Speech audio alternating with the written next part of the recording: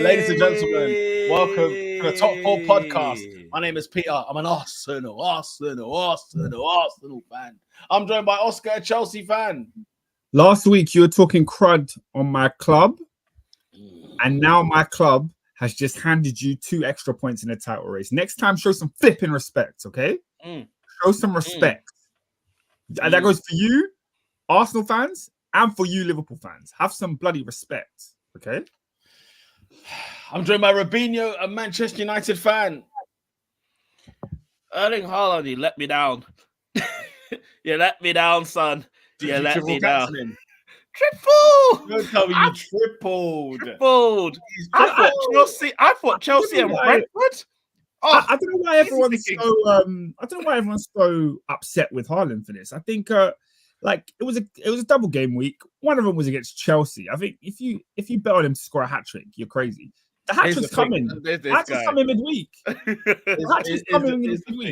Here's the thing, Oscar. Yeah, they got a double game week. That's why they captained him. Yeah, no, I know. But my thing is, you knew the first game was against Chelsea and the second game was against Brentford. So why is everybody getting mad at the Chelsea game? Did you see the chances he missed? Did you see the chances he missed? Anyway, we'll get to that. Don't try to get that. Today I learned what BCM stand for, and I was like, "Oh, you guys." You didn't know what BCM meant? I didn't know what it meant. You know what, yeah, I'm happy for you that you didn't know, because I spend probably too much time on Twitter and BCM. That's all I see. Peter's confused. Peter doesn't know what BCM means. What does BCM mean? You'll find out soon on the show. Missed. So that's what they call it. They say this is a BCM. I'm actually too old for this game. I'm actually too old. You guys are not on. You're not chronically online, as they say. No, because when you said the BCM Punk thing, I was like, bro, they're calling Gabriel Jesus BCM Punk. I cried. I couldn't believe it. BCM Punk. I mean, what's going on? I was crying with laughter. Okay, yeah, man. BCM's a thing, though. Yeah. Oscar, let's get into this real quick. Obviously, men like AD and all them lot are on the wing, yeah. But what was your highlight of the weekend, people? Let's start with you, Robinho. Me? No, I just had good vibes in the land of Harry Kane. Just living the life out there, enjoying the bratwurst, the Budweiser, all that good stuff. Not even the Budweiser. What is it? It was the German Budweiser. Whatever. And just enjoying a good time of football. It's a good week, an entertaining week of football. And then I came back here, and now I'm back in the UK. I'm just like, right, where am I going next? It's just one of those ones. My bad. It's a bit too close. That's definitely not your highlight. Oscar, what is your highlight?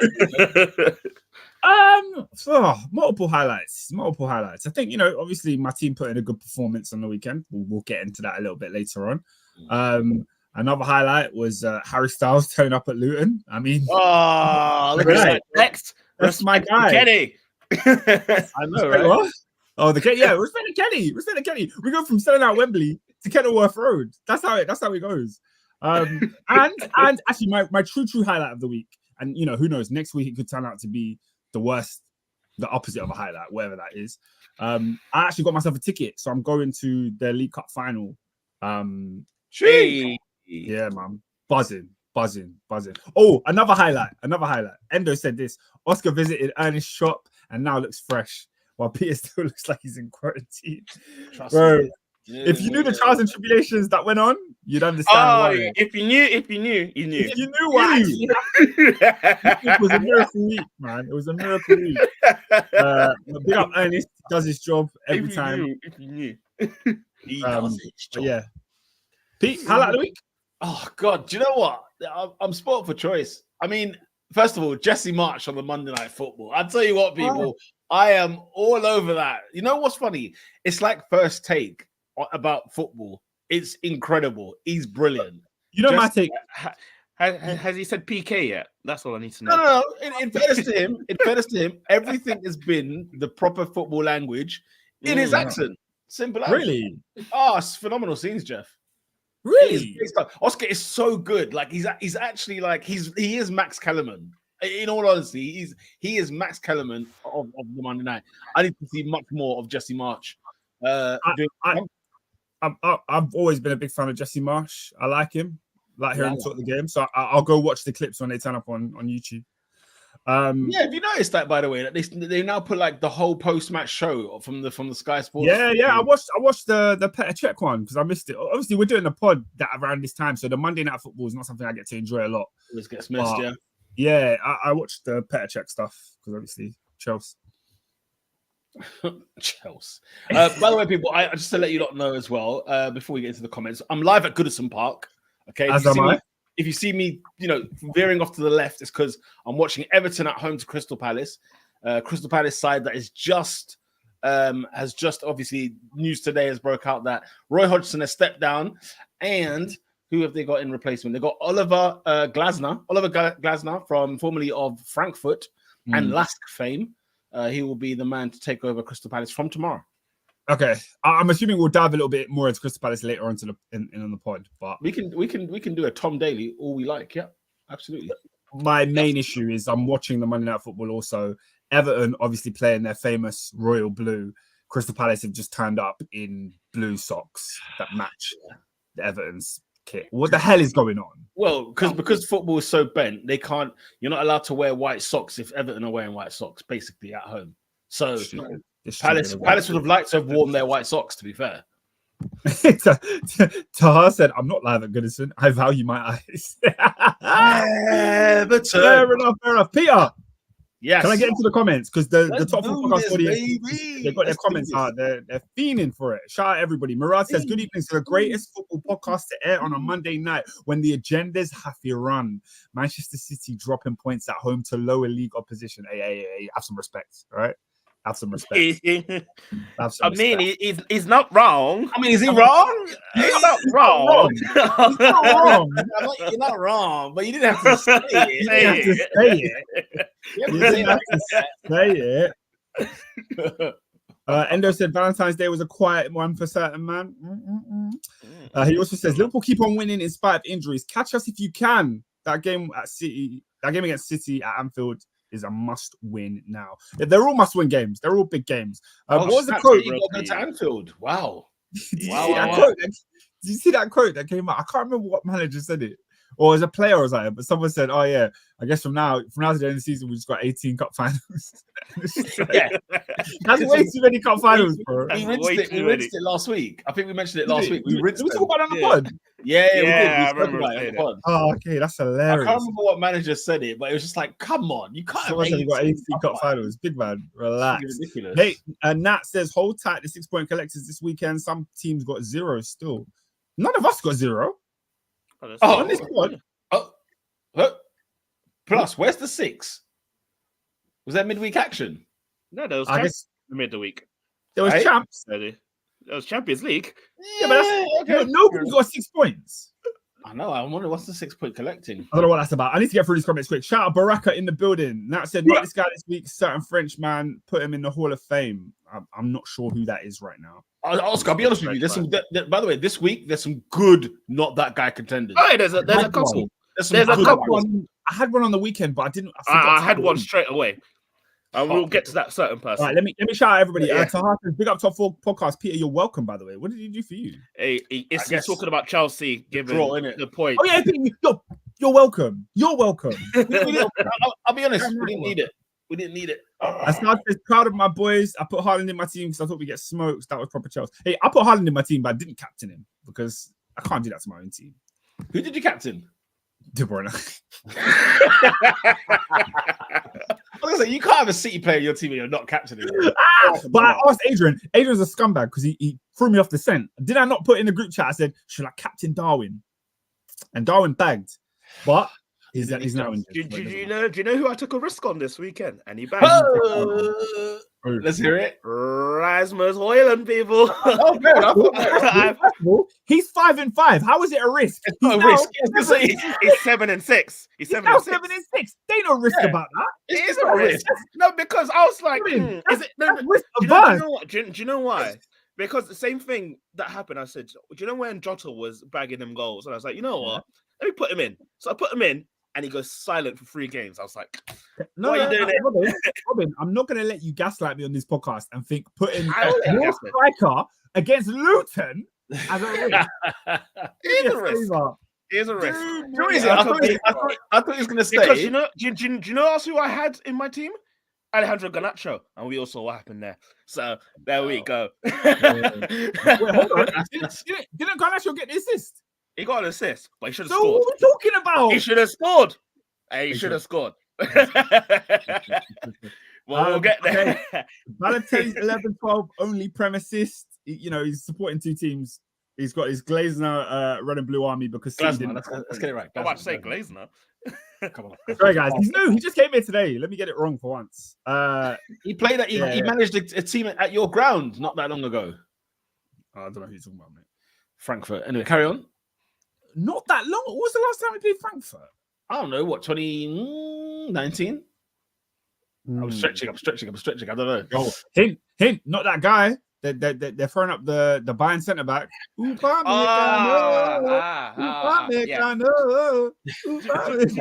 be honest, he's not that guy. But we'll get onto them soon. Yeah, we'll give Lunchen a second. Tahar says, "quote unquote," we don't need it. He said, "When we scam a 1-1 at the Emirates, I will be there no matter what." You and me both. We know it's coming. No, you know it's coming. Oh. Tahar and Oscar. Let's keep it 1,000. Okay. Let's keep it 1,000. If the Chelsea game stays, which by the way, it won't stay at 12:30 on that given date, whatever that date of the game is. Yeah. It will definitely move because you lot have got Leeds in the FA Cup. If you beat Leeds, then our game moves to midweek in May.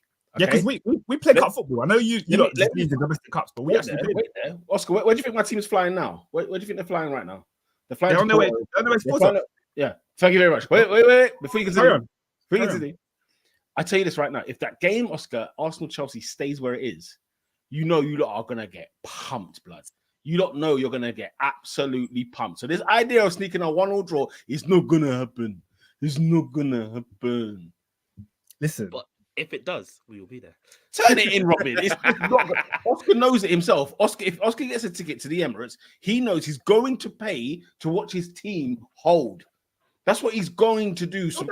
Yeah, that's what you told me on the reverse fixture, and it didn't happen. So you will have to wait and see, my friend.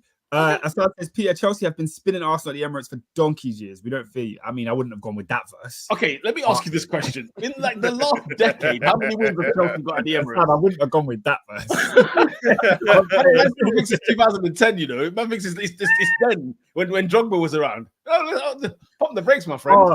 That said, let's keep it Tony Yayo. Chelsea will hold a slapping. Look, the last top 4 podcast was 7 days ago, and you lot were saying the same thing. Chelsea are going to hold a slapping. Chelsea, guess what? We didn't hold a slapping. We went to the Etihad, and we came home with a point. So who's to say we can't do the same at the Emirates? Just relax. Yeah? Finish your food, yeah? Beat what's in front of you. Then when we get to that game, you can talk about that game. What are we eating right now? I don't know what you're talking about. Finish your food. Guess what? You're a long way from finishing the meal, all right? You've had an appetizer. You've had a bite of the steak. You've had a bite. There's still a side. There's still the rest of the main course. Then there's a dessert, and then there's a drink to finish before you're lifting that cup. You know what I mean? Fair dues. Fair point. Oscar, who's Balotelli, by the way? Who's Palace's number 12? He's nippy. He's bloody nippy. He looks good. That's the guy that you were dissing last week. Number 12. Yeah. Yes, it was. I remember this when Enzo says, "Who's number 12?" Yeah, who's number 12? You literally said last week, who's number 12? He's getting cooked. Yeah. Sorry. Was Palace the Monday Night Football last week? Palace versus Chelsea was last week. Yeah, it was. Yeah, and do you know why? Do you know why I said that? Do you know why I said it? No. I said I'll keep that back. I remember cooking him because Enzo Fernandez made him sit on the floor twice in the same move. Enzo sat him down. Munoz. Okay. Yeah. Interesting. I don't know. I never come across him. I don't think. Anyway, he looks good on the right hand side, bombing down the right hand side of the pitch for Palace. Anyway, carry on, mate. Assad says last decade 15, 16, 19, 20, 21, 22. We beat you 3 times at the Emirates. So 3 and 10. 3 and 10. But it's probably free. It's probably free the other way, and then the rest of the draws. Arsenal Chelsea drawing. Is that a thing at the Emirates? I don't know. I don't remember. If I it don't, is, I don't know. I don't have the date. I don't have the. I don't recall. I don't recall. Honestly, I don't recall. That 15-16 was horrific because Okay, you got Pete, all for that year. Anyway, Pete, before we get into the football, I just want to ask you. January. Okay, cool. I just want to get you now off air, everybody. Off air, Robin and I were conversing. Robin's obviously wearing the beautiful Nazori Italian shirt. Nerazzurri. Come Nerazzurri. on. This is England. Nazori. All right. Internationale. All right, Danny Dyer. Internationale. Internationale. So we were talking, and then we found out that Peter's actually never watched a game at the San Siro.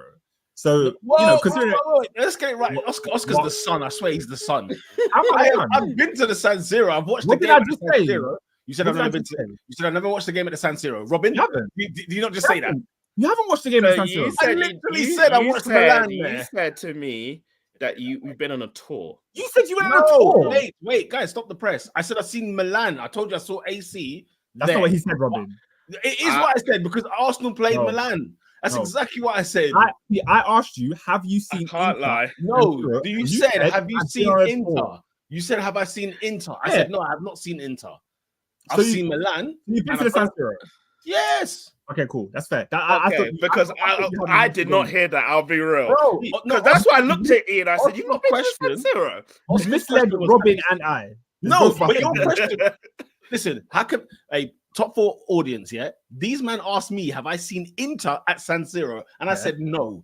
So you said, you said no. I've been on a stadium tour. That's what you said.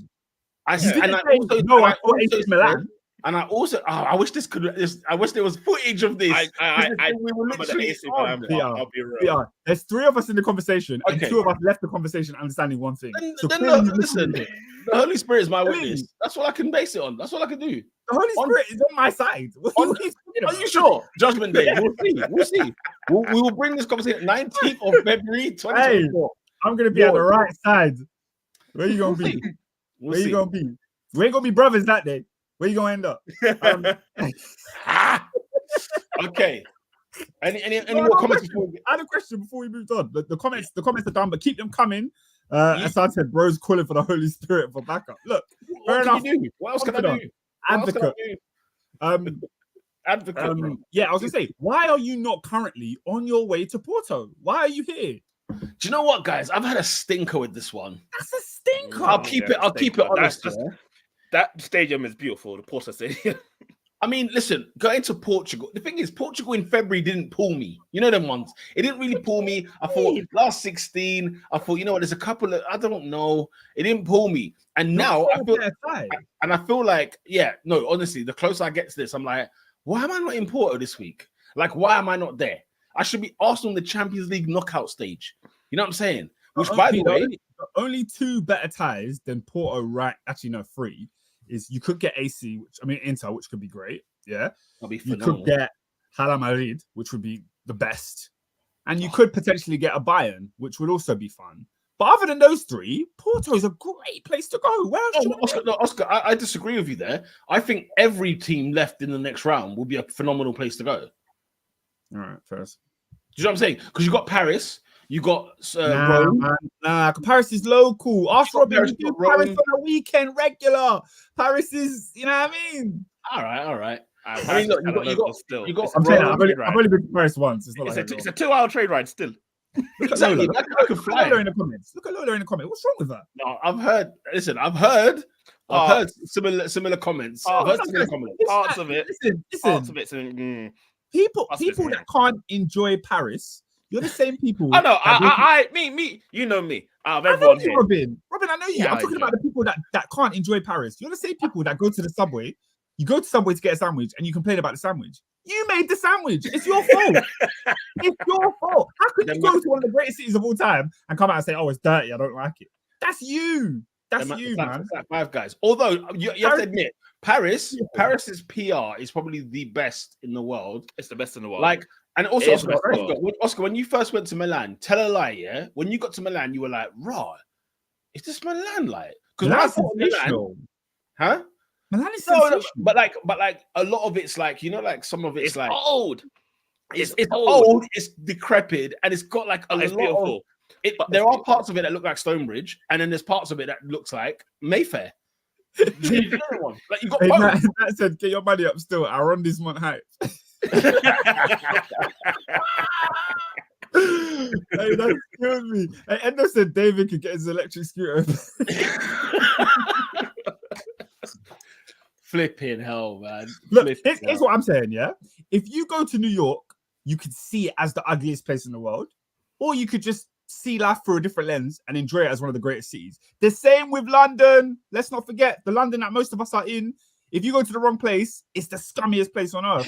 But it's also one of the greatest cities of all time. And it's the same with Paris. If you go to the flipping Louvre, if you go to the Eiffel Tower, if you go to the Champs-Élysées, if you know what I mean? If you go to Disneyland Paris, which is not really in Paris, if you go to Versailles, come on, guys, you can enjoy Paris.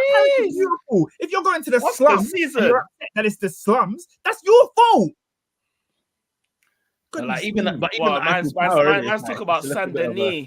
He said, go to Saint Denis, every conquer there. I'm sick of people saying Paris is trash. You're trash. It's you. Lola says, I can enjoy Paris, but the same way I can enjoy London. Yeah, there we go. That's yeah. How are you more disgusting than London? That's my point is this. London can also be trash, but it's also one of the greatest cities in the world at the same time. Like, everywhere's trash, guys. Stop thinking the world is going to be, gold paved. It's not. I'll be real with you. For those it's the most visited city in the world. I'll be real with you. London is probably one of the most cleanest cities on the planet. I'll be real with you. Robin, you were just in Germany. Germany, I can't believe you. The cleanest place I've ever been to. Ever. I've ever been to. I said cities. Munich is clean-ish. Yeah. Cleaner than London. But is it? I'm talking about capitals. I'm talking about capitals. Oscar, where did we go when we went like in 08 and 09 them times? Like Frankfurt was Wolfsburg. Was that Wolfsburg? Because there are some cities that are capitals. I'm like, rah, what am I doing here? So Berlin's lit as well. Yeah. Guys, on. Versailles is not in Paris. Well, look, when I went to Paris, we did it's in the suburbs. It's in the same trip for me. It's like going to Harrow still. Harrow's London. Come on, Harrow's London. I mean, it's London and Jays. My point is this, bro. You can find trash places everywhere. Like you really can. Yeah. So just go. Endo, you think I have not lived my life going? Endo thinks I haven't been to Hoijlund and Wilson. Me, I've been there. I had friends in Burlington days. But if you think I don't know, somebody from bloody Calabasas, and you brought them to Hoijlund. You think I don't know about Wormwood Scrubs? Wormwood Scrubs, East Acton. You think I don't know? Me, I know. Nat says, I'll tell you for free, Prague is one of the most boring capitals in existence. Look, I'm glad you told me because I ain't going. Do you know what though? I've heard amazing stuff about Prague. I've heard great things about Prague. Yeah. Hey, listen, all you lot that go, report back to me. Send me postcards because I ain't going. You know what? Yeah. If only racism didn't exist, didn't it? I would have been all over like Budapest. That's the thing. Eastern Europe is just Formula One Grand Prix would have been sick in Hungary, bro. I would have been all over that. I hear that's lit. Anyway, what do you mean? Well, I'm not saying anything bad about Harrow. It's the half from Harrow. It's the half from Harrow. Oh no, you're not from Harrow. He said, watch your mouth. I said, what did I say? About Harrow? Are you from? Can you confirm or deny? Can you confirm or deny? Hey, because that will change a lot. Is your postcode HA? Can you confirm? Is it HA3? Is it HA1? Can you confirm or deny? That's what we want to know. Can you confirm? Hungary for dirt cheap tickets. Yeah, that's a dirt cheap life. Oh, he's at the end of the Bakerloo line. Oh, scenes of glorious emotion. To be fair to him though, I would rinse, but I haven't been to Wildstone since they still had the Woolworths down there. I ain't been there in time. I ain't been to Wildstone since what? I must have left there like 06, blood. What, Assad too, yeah? Is it 06? Even Assad is from Harrow. What are you guys doing in Harrow? Move, leave. Wow. Leave. Hey. South Harrow, though. South Harrow is lush. South Harrow? Oh, God. Harrow is lush. Sure? Are you freaking South sure? Harrow is lush. Listen, apart from the hill and the little centre, is it St. George's or St. Anne's? One of them things. Assad said, I'm in Wembley Mall. What do you mean? Is it Wembley? Strict. Even from where? No. So, you're in Kenton then? He's Kenton. There's a whole Sudbury in between. I think you can say you're from Wembley. He's in Kenton. Guys, we've digressed. 25 minutes on the phone. I'll end with this. I know somebody told me they live in Norfolk Park. I didn't know that was an area. I just thought it was your hospital and your train station and done. That's hospital. By the way, it's the worst hospital in London, but it's up there with one of the worst hospitals in London. It's up there. Ooh. If I was in an ambulance, we can have a conversation about hospitals. We can have. If I was in an ambulance and my leg is hanging off the bone, I'm telling him, please drive past Norfolk. I'm not trying to go there. Drive past it, my guy. Listen, get me to Central Middlesex now. Yeah, Central Middlesex is the good one. Get me to Central Middlesex. Are you seeing Tahar's comment? What's that? It's St. Anne's. St. George's. That's the worst shopping centre in the history. Oh my goodness! Man. You know what? I feel bad talking on Harrow because I really haven't been there in a long time. Yeah, it might. I think it's spruced up. I think it's all right still. Let's be nice on Harrow. Alex from South Wales. Look, where's in South Wales? What's in South Cardiff? Wales? There's Swansea. Remember, his team is Newport County, mate. But I'm trying to figure out what parts of Wales count as South Wales. I'd say Swansea. Along the coast, Swansea, Cardiff. Can't forget Abergavenny. You know what I'm saying? Big up to the Abergavenny. What them said? Okay. Right. Let's get on to the top. Let's talk football. Can we actually talk football, please? We've done 26 minutes and we're not talking about football.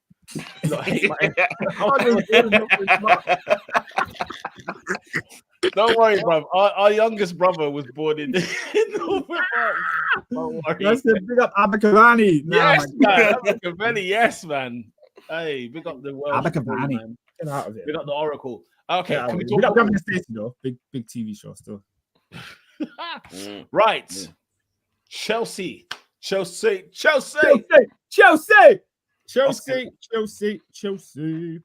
Oscar, your football club is a very interesting one. You've gone through your ups and downs. You know how it is. Listen. I was listening back to the podcast from last week, and I said to every single one of you guys, Chelsea are trash. We are one of the worst teams in the league this season. But in the big games, we rise it. And you lot were arguing against me, and I told you Liverpool couldn't beat us, got a point. Yeah, title race contenders. Arsenal couldn't beat us, got a point. Title race contenders. City, first time around, couldn't beat us. Got a point. The 3 title race contenders have come to Stamford Bridge and they've not left with wins. So there's proof in the pudding.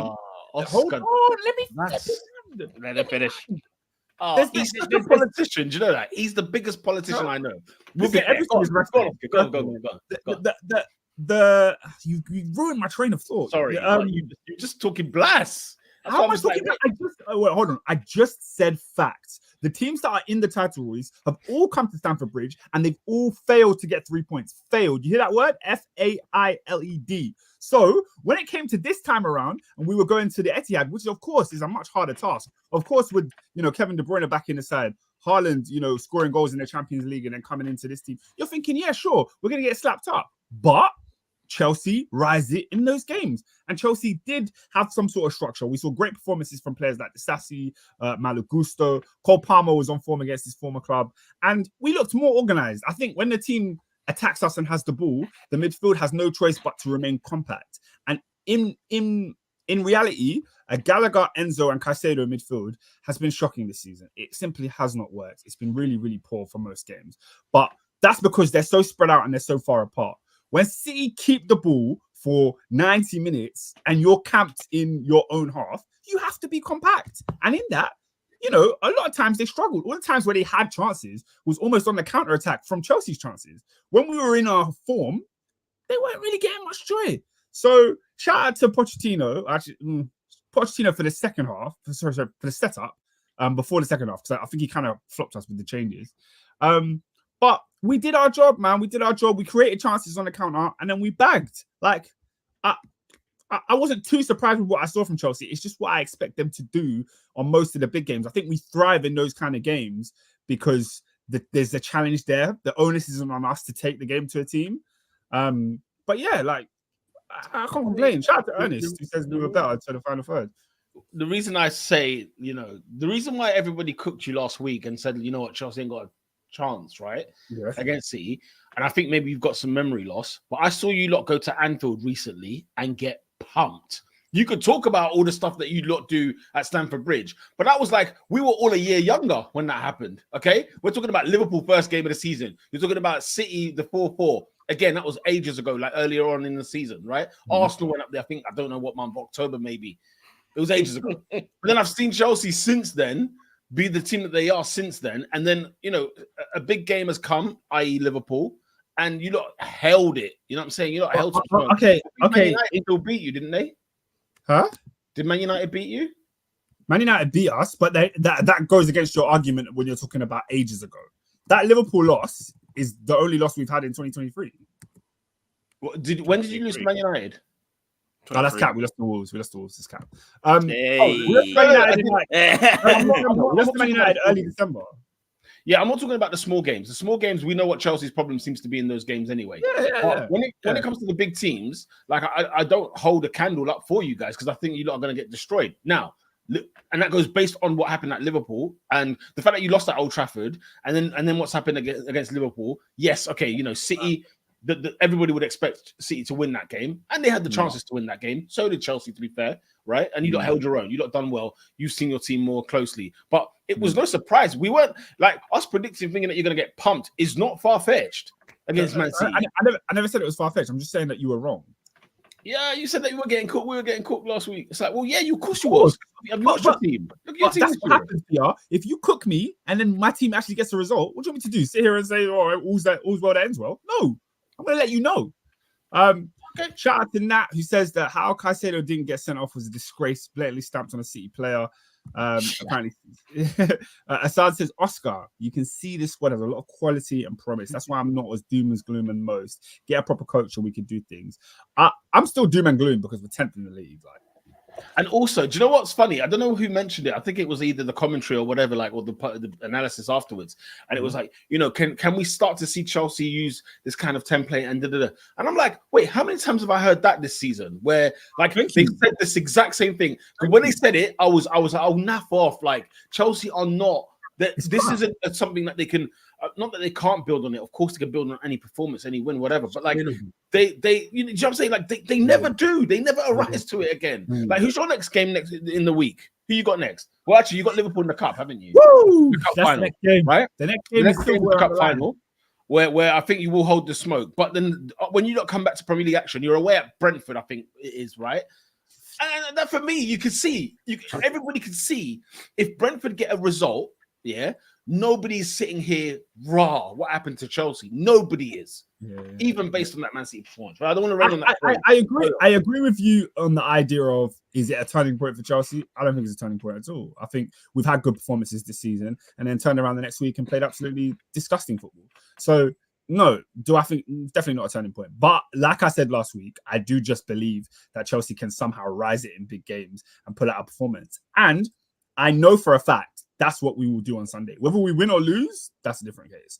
Because I think even in the previous finals we've had with Liverpool, Adrian, I think you'd even agree.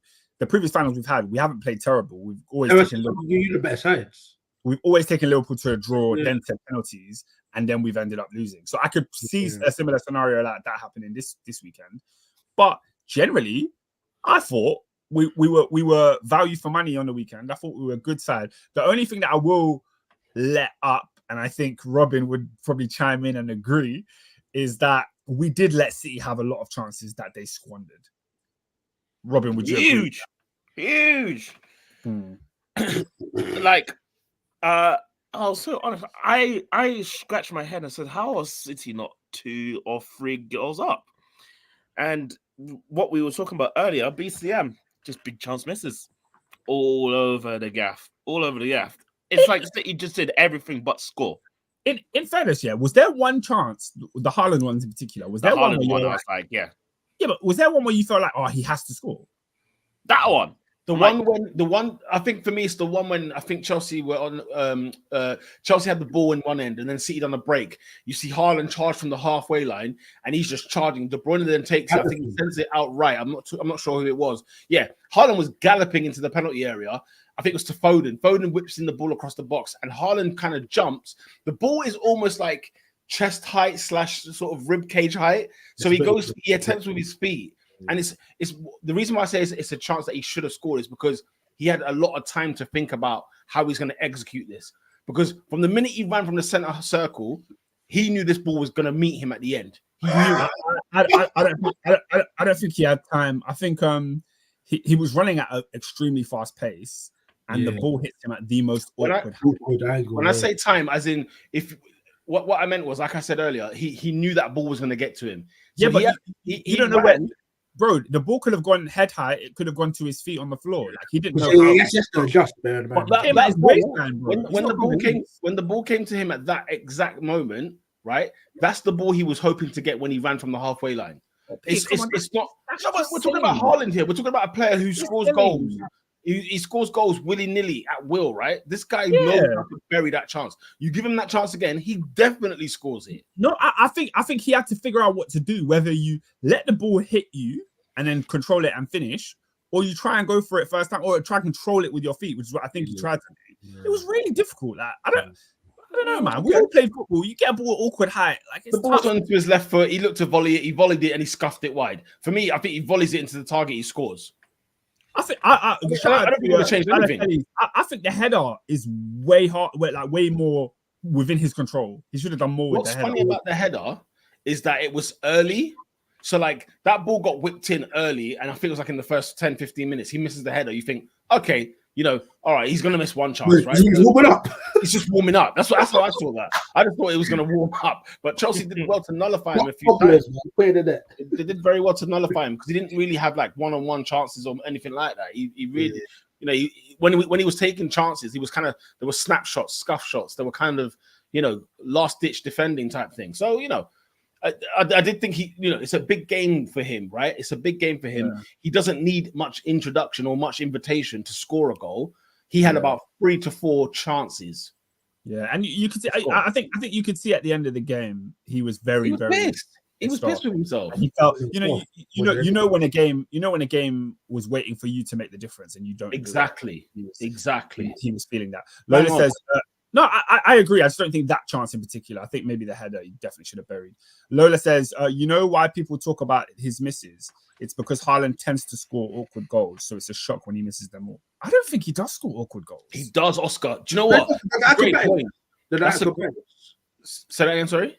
Yeah, like when he's doing like the Shaolin soccer, where it's like he's flicking it and then he's doing a backflip at the same time. Yeah, that is such a good point by Lola. Oscar, go watch his goals back. Yeah, like the majority of his goals. I can't lie. They put a compilation on the timeline last year of all of his goals for City. And they were all like, bro, 17 of them were 6-yard tap-ins, bro. I don't know. Bro, do it during this pod. Go on YouTube, type in Haaland goals for City last season. You're going to see majority of them are him in the 6-yard box just tapping the ball in. Fair. Okay. That's no disrespect to him because he gets there at the end of the day. I sort of feel like what Lola was saying. Like he scores goals where you think like, in FIFA they go in, not necessarily like on the pitch. He does. I agree. Latin kind of things, like a modern Latin. Yeah, I agree with you in the acrobatic sense. He is he seems agile when the ball comes to him in the box, that he can just twist his body and get an overhead kick or a nut. Yeah, I understand what Lola's saying. I agree, but I just think that's not fair for that particular pass. Endo says, are City starting to get sussed in bigger games? They have one win, which again was against United. Even Villa outclassed them. I'll be honest with you guys. This is why I think Arsenal win the league this year. What nobody has spoken about all season long. Hear me out. And if it's not Arsenal, guess what? It could be Liverpool. The question's about City. I know you guys think you're the main character, but can we talk about Manchester City? No, wait there.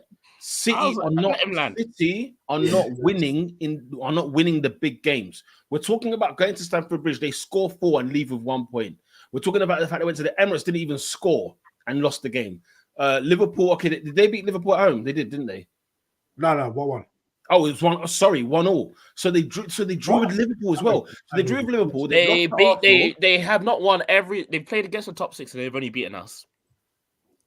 Oscar, it's a big flag, that, by the way. We can't just walk over that. That's a big one.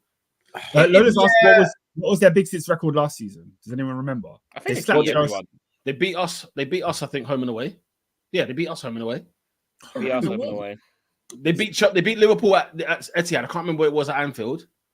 I think we drew. No, we beat them. We beat them. They beat us. You beat them at Anfield. Yeah. Chelsea, what was your record with them? I think we lost. That's a safe assumption. Okay. Yeah, I think they were strong last season against the big lot. Listen, their title contender was Arsenal. They beat them home and away. They won the league by 5 points. Yeah, there you go. Job done. Yes, there's your league. Job done. You know what I'm saying? Caesar Sense says they have the same points as last year. They might have had the same points, but then at least the drop of points would have been against like Palace at home or Everton at home, where they suffocate teams or drawn. You know those games. Like when City drop points to teams that don't want to play football, you don't get nervous or worried about City then. When they get beat or not win games against teams like Chelsea who like to play the football, against Liverpool who we know are a tough nut to crack, against an Arsenal side where we can be quite Jekyll and Hyde in a big game where it's like we're all guns blazing and then it leaves us open at the back. If you're not beating the teams, you know how this goes though. Stick talk. Sure, but I've not seen. You know how this goes. The thing is though, Balotelli, right? I don't know City to be like this against the big sides. This record they've got here, man said 1 win in the top 6, and it was against Man United. Like that I don't know. What was their Spurs situation? Did they draw that as well? Yep. They drew and lost to Spurs, didn't they? The Spurs beat No. Did the Spurs not beat them 3-2? I feel like Ange beat them. Yeah. Kulusevski, no? Did Ange beat them? Yeah, it rings a bell. I tell you, mate, that's a concern if you're a City fan. Never mind, like they will lose games. Everyone will lose games, by the way, between now and the end of the season. But if City are not beating the teams that are in their fight, that's the concern. They drew 3-3 in December. They didn't beat them. And So there you go. Spurs were depleted. 3-3. Where was this? At the Etihad. At the Etihad, yeah. Yeah, I remember Son scored, and then he scored an own goal as well. The win that they had was in the cup, wasn't it? I was thinking that's they beat them in the cup. They beat them in the cup. Okay, nice finish. Okay, yeah. So I'm looking at City's results in terms of in terms of the ones that are looking that are kind of alarming. When I look at them, like the draw they drew to Palace at home 2-2. That can happen. The teams can do that against them. Villa. I think they lost to Villa. As you said, they drew 3-3. Look, what's ironic is City away at Chelsea was 4-4. The next game was home to Liverpool 1-1. The next game was home to Spurs 3-3. Then the next game was away at Villa 1-0. So they went through 4 games without a win. But those fixtures alone are why you two are above them in the league. Quite possibly. But at the same time, we had to beat them at home, and we have to beat them away to win the league. We've got to go there and win. The same way Liverpool have to go and beat City at Anfield if they're going to be in this conversation, if they're going to actually mount a serious challenge till the end. As Endo's saying, it's one of those. Okay. I thought he was going to read these out. Sorry. Sorry. I agree with Endo about their defense, though. It's not great. What did Endo say? Yeah, Endo said that, going there, he has a bit of confidence because their defense is higgy. Pep's been losing his nut lately over the last 4 or 5 weeks at his side, which, by the way, we're winning. I think they won how many in a row? Of late. They've won quite a lot in a row. So their first non-win in some time. So they've been a good side in terms of results, but he's seeing things. He's seeing things in his side. You know what's so crazy? We're all sat here, and I agree with all of you that are saying, City are not as menacing. They don't look like the team of yesteryear, blah, blah, blah. But I genuinely thought this last season, and they went and won a treble. Like they can win a treble this year. They can win the treble this year. Playing absolutely, no, absolutely. They can still win the treble this year. The only thing I would say is what's happened. Yeah, no. Listen, the Newcastle result at St James's was one where everyone's balloon burst at that point. But then it was like Liverpool then decided, you know what? Nah, we're not letting City. If they're gonna win it, they're gonna have to punch us up in May at the very end. They're gonna have to leave us black and blue, and we've responded too. The only difference between City of all those last 5 Premier League titles, whatever it is, 6 in 7 years, whatever the case may be, they were always beating their rivals, home and away. They were not getting beat. Whereas we're looking at L's and draws left, right, and center with the City side in the big games. Let's see how they get on because it's the business end of the season now. It's the business end. It's the business end and PR. the other teams in the title race are proving that it's the business end. They are indeed. Before we move on to the other side, we just had a quick assumption during that game. Cole Palmer goes off to a standing ovation. Raheem Sterling gets booed. Any comments there, lads? What's going on? You know what that is, though. You know what that is. Sterling didn't really get booed, though, did he? Oh, you got some boos, my guy. I didn't really think he got booed. I feel like he got booed in the sense of like, okay, when he scored the goal, he's very, very very classy about it. You know, he didn't really celebrate. I think the fans actually respect him. He won. How many titles did he win there? Did he win 5? 5 Premier League titles. Has he got 5? Has he actually got 5? 5. He's got 5. He's Booker T over there. He's Booker T over there.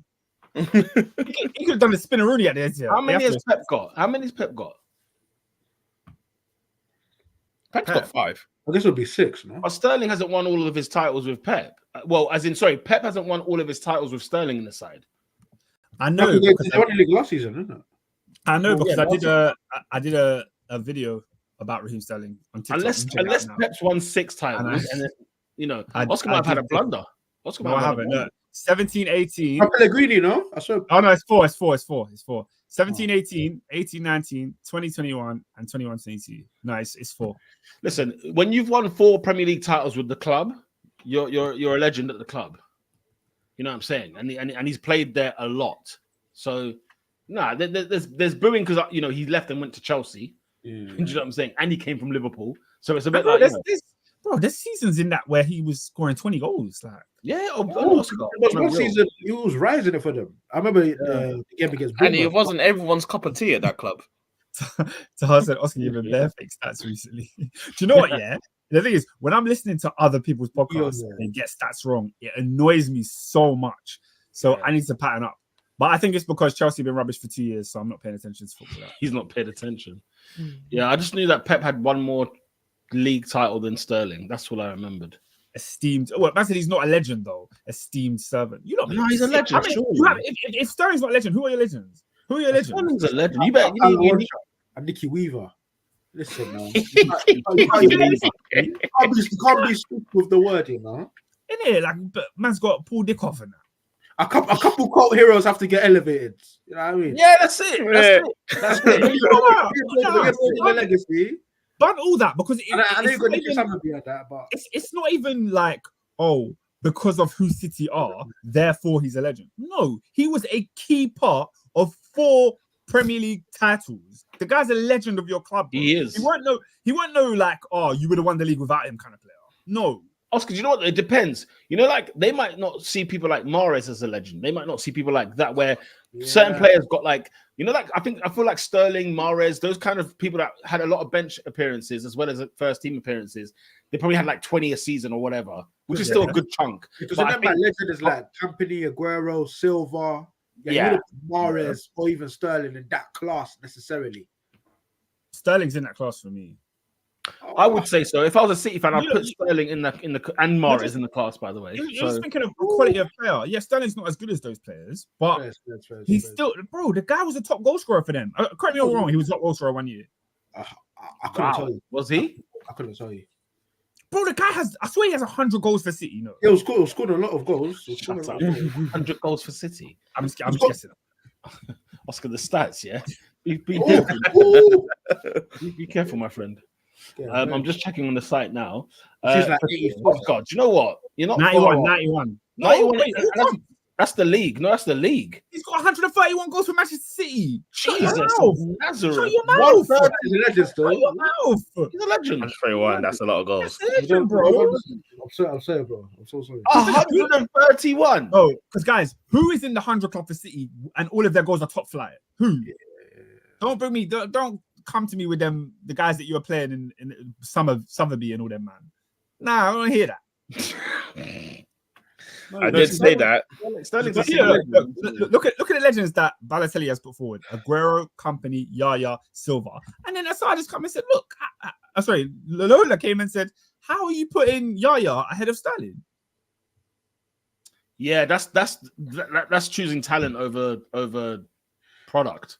Do you know what I'm saying? At the end of the day, Sterling put in the product. So did Yaya. Yaya's got the talent. Yaya can be a legend. I'm not angry at that at all. Yaya can be definitely be a legend. If Yaya is, then Sterling has to be. Sterling is. Yeah, Sterling is. All right. Balotelli says legend requires great relationship with fans. Why didn't he have a great relationship with the fans? It goes back to my point. What did I say earlier? Why does he not have a great relationship with the fans? Explain that one to me. Look, what did he do? Why.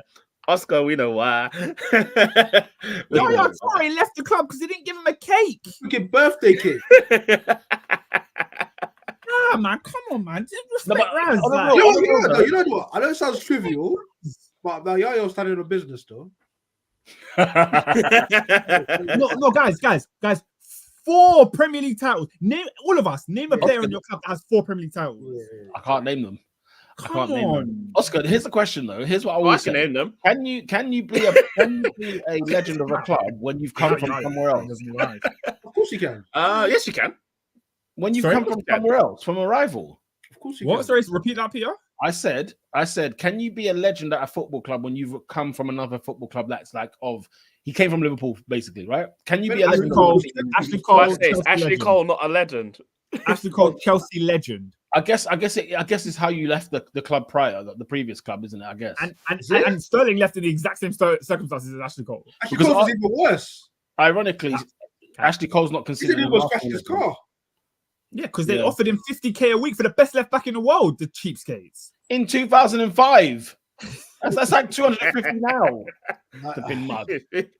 Also, do you know what 50 grand, 55 grand? First of all, it was 55 grand a week. Do you know what that is in 05 currency? Do you know what that is? Oscar, how much did Chelsea give him? I think probably 100, bro. 75. Was it? 75. You gave him 75. We gave him what he was worth, and he brought us the Champions League. I think it was tight sometimes, man. We had to balance the books, but we were moving stadium. I heard that stuff. Raheem Sterling won 5 League Cups, 4 Premier League titles, and FA Cup. Scored over 100 goals as well. Sterling is defo a legend. Don't anger me. He is. All right, let's move on. Man, we don't call him a legend. He's a goal hero. Yeah, no, do you know what, bro? You lot call him a legend, bro, and he keeps gnawing you lot off anyway. They don't. Let's be real. Man United fans do not call him a legend. Don't call him a legend. Have him. They don't. Have him. He's gnawing off Man United to this day. Friggin' moron. Scumbag. 50 bags in 05 you can buy Stonebridge. Tell them, Ernest, man. Tell them. What does that even mean? What does what he said mean? Because the currency was heavy. Do you remember when the British pound was like 1.5 to the euro? Are you crazy? Whatever you we're talking about. If you had £1 was $2. £1 was $2. So what? That wasn't the going rate. That wasn't the going rate. This brother went. Everyone was making more. William Gallas was making more. He said, "I'm the best left back in the world." What are we talking about? Everyone making more. Turn it. I'm sure when Everett got to United, he was on more than 55. I guarantee. I don't know, you know. Yeah, but when he came. But he weren't there when Cole went to Chelsea. Yes, he was. When did you not sign Everett? When did you sign Everett, Robin? Yeah, no idea. Yeah, 06, 07. 07 is late. 07 is 14. I think it was 06, 07 is the same year that Cole joined Chelsea. It was in January. I'm pretty sure Vidic came the same window. All right, you made me have to Google it now. He joined Man United in 06. It's the same year. Yeah, I thought so. Yeah, 06, 07. Yeah. Do you know what? It might have been. I know Patrice. I know Patrice. Also, he joined in January. So, guys, Patrice O'Never's deal was the straw that brought the camel's back. That's why Ashley Cole became a Chelsea player. I've had enough. What's going on? I've had enough. But you know what though? Ashley Cole was a bit of a greedy git. In his book, he said, when he got told that he was going to be on 55 grand a week, he nearly crashed his car. Turn it in. Yeah, that's in his book. But you have to understand it's relative. It's relative, bro. It's relative. Like Cole, like he was still on the up. Do you know what I mean? Like he was still on the up. You know what I mean? He's an invincible. He was comfortably the best left back in the world. Not in 04. Why are you saying 04 when he signed for Chelsea in 06? Okay, not in 06. Yeah, he was. People like Maldini were still playing for Milan. Let's show some respect. Listen, come on. Look, best left back. Long live the idols. May they never be your rivals. But look, we're on that. We ain't on that. We need to move on. Can we switch up? Can we talk about? Lola said Peter's still hurt. Yeah, No, he's do you know still what? hurt. No, do you know what? I'm not even hurt about Cole. I'm gutted that he left because I'm just gutted he left. He's still hurt about RVP though. No, RVP is a scumbag. There's a difference. I'm not in the same conversation with RVP. RVP is one of those people, you know, like if you're heartbroken by some chick that treated you wrong, see you later. Bye. Dirt. You're dirt later on. Peter, can I ask you something? You know there's the old saying. If you saw Van Persie on fire, would you? If I saw him in a fire. If you saw him on fire. would I? Oh, would I? I can't believe he's thinking about it. I have to know, right? You're vile, bro. Vile character. Fire and you don't try to help them. You're Yeah, just You're a vile character, Peter. because of football. That's crazy. You watch a man burn.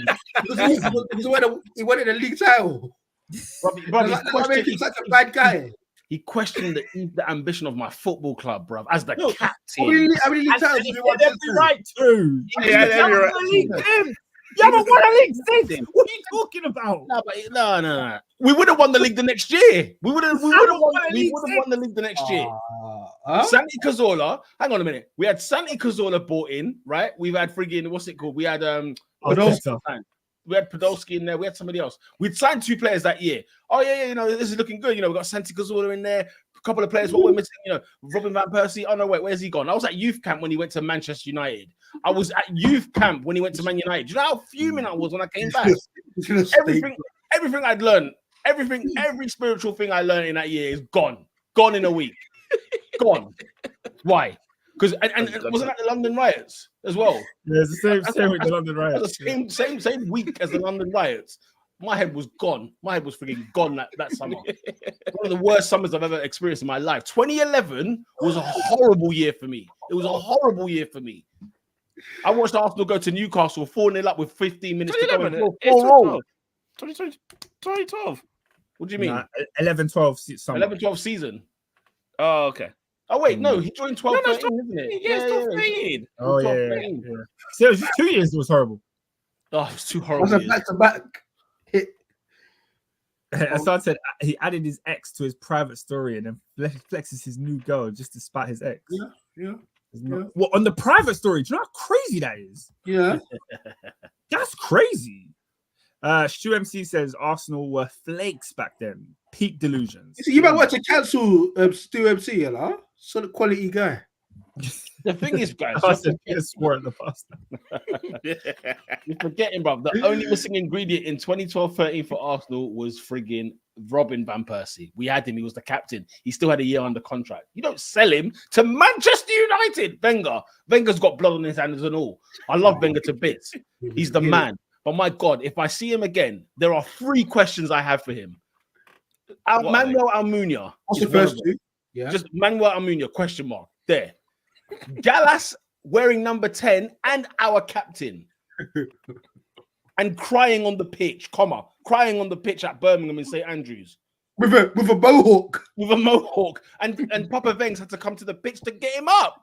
You know how stupid that is? Guys, you know that your parents do that to you when you was a kid in Brent Cross and you were sitting on the floor because mum wouldn't buy you the Snickers. And Nintendo DS. You know what I'm saying? Yeah, exactly. So you sit on the floor, you start weeping. Then your mum has to come and drapes, man. Wenger Wenger went on the pitch. Managers don't go on the pitch. Wenger in his smart suit, sharp shoe, Italian, $1,000 suit. Italiano Ferragamo. AD, he walked on. Do you remember what football pitches looked like in 2008? Yeah. And at St. Andrews, Birmingham City. Have you seen that pitch? He walked across the field. So the guy's got mud on the heels. There's mud everywhere. There's mud all over his Armani. He's walked onto the pitch to go pick up a man who's crying, wearing a captain armband and wearing number 10 with a mohawk. Bro thinks Wenger has time. Oscar, AD, the next day. Do you know what happened the next day? Stripped off captaincy. It was given to Fabregas the next day. Fabregas was 20 years old. Fabregas was 20 years old. And that was pathetic. No, guys. No. You know what, you lot, yeah? Don't judge me, man. You don't know what I've gone through with this Arsenal side since 2004. You don't know what I've gone through. You don't know what I've gone through. Do not judge me. Meanwhile, poor Eduardo's leg is snapped in 4 pieces. Eduardo's got an oxygen mask on with his foot on one bed and his body on the other. Now, I can't lie to you guys. If ever we needed an all or nothing, we needed a camera in that dressing room at St. Andrews. Because I needed to know what happened when Gallas got back in there. Because Cleese, he must have tried to swing on Cleese. He must have. Oscar, do you remember the game? Look, people forget what the score was. We were battering them 2-0. We drew 2-2 at the end. Do you know why? Because you know where Cleese was when Birmingham City got a penalty. Do you know where Cleese was? Gallas was crying because him and his other 2 defenders who were holding the back line were halfway up the pitch. And he thinks offside. They raised the hand. The ball goes to Zigic. Offside. He can't be onside. Can't be onside. All of a sudden, Cleese's guys, I've got a photo brain image now. Cleese's with the linesman, literally near Almunia in goal, with the linesman. Anyway, question number 3, Robin van Persie. That's all I would have to say. Who do you hate more, Van Persie or Adebayo? Who do I hate more? That's a good one. Adebayo is an absolute see you next Tuesday. Adebayo by far. You better thank the Lord Jesus of Nazareth that I wasn't at the Etihad when he ran 100 meters after scoring against us in 09. Thank the Lord. Oscar, it was a fantastic run. It was a fantastic run. He would be in prison to this day. Oscar, you know me well. When I pop and I lose, I'm like Kane. I just chop wires. They're gone. Guys, I would have been in jail. I would have been guys, I saw Arsenal fans to a man, and especially if I've got an army with me, guys, I'm gone. How did it look? Because I think in this day and age, the Arsenal fans would have jumped the barrier and banged them up. There's no way. Comfortably. How did no fan get to him? Because that's crazy. The criticism was the next day. How did no Arsenal fan touch Adebayo? That was the criticism in the Arsenal world the next day. He left like, the stadium. I would have been charged with assault. I would have been charged with ABH. I would have been charged with malice. I would have been charged with intent to kill. I would have been charged with running in. I would have been in a court. I would have been in a jail cell in Manchester. Can we deep these things? You'd have been in pen next to Bugsy Malone. No, Oscar. My life would have been.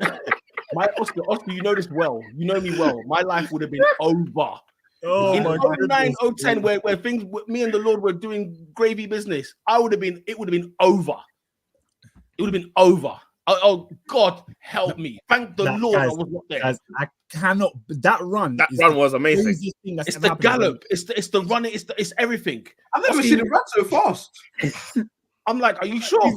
He's never ran that fast for the ball. He's never ran. Never ran for it unless he's got to get playing for a new contract. That's the only time he did that. You watch his performance. Lola said that run is still mad to this day. He was running hard. He had to nod his head. He was the bro. His neck would have snapped if he never did that. His neck would have broke. I can't honestly. And then and then the knee slide at the end, hands open. He was smart because he left a 10-meter gap. Because some of the lighters they were dashing at his head, the accuracy was low off because he was. No, Oscar, there was a stool. There was a stool that belonged to a steward that was on the pitch. What? It belonged to the stewards. It was on the pitch. Make of that what you want. Nah, do you know what? Yeah, after this pod, I'm gonna go and rewatch it because that's. Nah, Oscar. In the same game, he stamped on Van Persie's eye. Do you remember it? Yeah. He stamped on his eye. Yeah.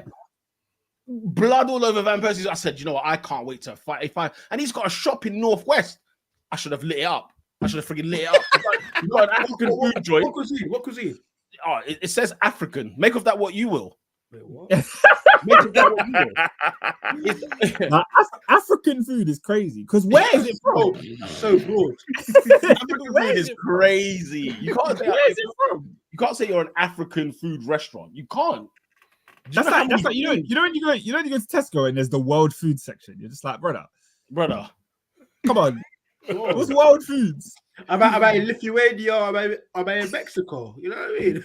It's a big world out here. It's a big world. MC says Adebayo still holds the Togolese exactly. 100-meter record when before he clocks at the Etihad. That is hilarious. And he won number 4 for Togo. What a friggin' idiot. Anyway, He is some Up front. verbalist. You're a good church, you, my G. Yo. That's funny. I swear the Adebayo celebration was the motivation that led FIFA in-game unlocking the unlimited run celebration where you could run for long. Probably. Do you still think Adebayo pulls a stunt like that when Vieira and Lauren played? I doubt it. Yeah, because back then Arsenal was soft and everybody knew it. Yeah. Peter would probably took a video about jump on the pitch. Nah, guys, Peter would have jumped on the pitch. Peter would have jumped on the pitch. With a blade. There's not even like an ounce of me that doesn't believe he would do that. Oh, 9p? No. No way. Not when I was all in football. When I say, guys, I was a fan, blood. When I tell you, I was such a fanatic. I probably would have got a tattoo back then of like Arsenal or something. It would have been something dumb and stupid like that. Like that's how, honestly, I would no. Right. We thank God. From one African to the next. Mo Salah running down the way. Salah, the Egyptian king. Mr. AD. I mean, let's talk about a comeback. Let's talk about Brentford 1, Liverpool 4. I mean, scenes of glorious emotion. By the way, I love that purple kit, man. I'm loving it every time I see it. It's a bit mid. It's neat. It's not the glorious green and white. Oh, let's talk. Nah. Are you like the green and white one, yeah? The green and white. It's elite. No, I feel like the shade. I feel like it had potential to be an all time. But yeah, man, you're like, bro. I agree. It did have potential to be greater, but I think it's great. It's the wrong shade of green. That's why, because it's not the Liverpool Carlsberg green. You know? No, that's a bit too good. The classic Carlsberg green. The Robbie Fowler. That was a delicious kit, though. That was a tasty kit, though. Are you dumb? You know Fowler what? 23. Leave me out, boy. Are you mad? Talk to me, AD, man. Your boys responded to the well, I say you lot drew the first blood, 12:30 kickoff. You lot said City and Arsenal, what you got? Yeah, literally lay down the gauntlet. Bro, I saw a man in a week talking to me like we're gonna play 1970 Brazil in the Maracanã. What did they call that stadium? Brother. Like, he's like, Community Stadium. Oh my days, we've never beaten Brentford before. It's a 12:30 kickoff. Listen, man, when you're in the tower. Hey, Lola. Don't hate. That drink is trash. That drink is trash. Prime is elite. Prime is elite. There is not one benefit to that drink whatsoever. Tell me one benefit. It's got hella. You got to find a flavor. There's bare flavors, my guy. You got to find your one. This guy, that's listen, we're at this age, bro. We don't drink for fun. We drink for fuel. You know what? We drink for. You're telling me. We drink for nutrients and Stop for being a hater. benefits. Man in my head. I agree to her. Man in my head. Peter only drinks milk or protein shake. In fairness, I got a Rubicon mango in here, so it is what it is. Yeah, that's a classic. It's a class. It's a class. It's a classic. Speaking of classic, man, like I think it was a classic performance from the lads. For me, I think quite worrying actually. We had a couple of players go down with an injury, and I feel like for so many years, like Liverpool loved an excuse. Oh my days, it hit the beach ball. Oh, we couldn't beat Sunderland away, bro. You put on your big pants and you go to a war because you know what's at stake. It's a title race. And do you remember what I told you, man, about May? Not everyone's gonna make it till May because it's gonna be deadly. Curtis Jones casualty, Diogo Jota casualty. You know, and I think those are probably two players that, especially Curtis Jones. I actually think go on. No, I'm just laughing at what Lola said. Oh no, because I actually think Curtis Jones is our best midfielder. You know, and what I mean by that is it's not necessarily like it's not he's not going to score you 15 or he's not going to necessarily sort of be pinging 60-yard passes all over the pitch, but it's just that stability, that being in the right place at the right time, not losing the ball. I mean, there's one time and it's so innocuous. It's probably like the 13th minute where ball comes over. It's him and Christian Aja. He's like 6'7". He's an absolute unit. And then Curtis Jones, quick shimmy, gone.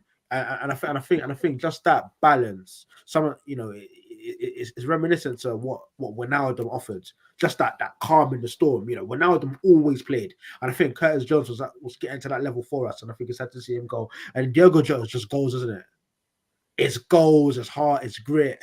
So to see those two players go, obviously, it would have been disappointing, but boom.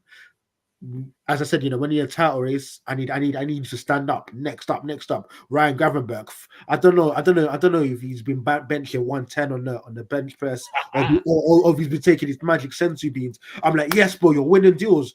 There's one time where a guy bounces off him, and then even I think is it McAllister's goal, where he just does a nice little bit of skill. Sort of feigns the man off, just plays a simple pass, and then we go again. So yeah, I think Endo's contribution to that goal was superb as well. Because Endo winning that, he's also put on a few kilos, winning that header as well to set up Gravenberch, to then set up who was it after that? I forgot who it was that laid it off to McAllister. I guess it was Salah. I guess it would have been Salah. Yeah, and yeah, you're right. Spot on. Endo just got the heart because Peter. You probably, if you saw Endo at the end of an alleyway in a dark night, you probably fancy your chances. You know what I mean? You know what I mean? But obviously he's got what? Huh? Honestly, credit to on this point. Credit to Endo on this point, because I remember his debut against Chelsea, and Newcastle. Was it Newcastle? Sorry, Newcastle. And I said, we're down to 10 men. And I said, he's not cut out for this. He's not cut out. Yeah, he's grown this season. So fair play. Well done to Endo.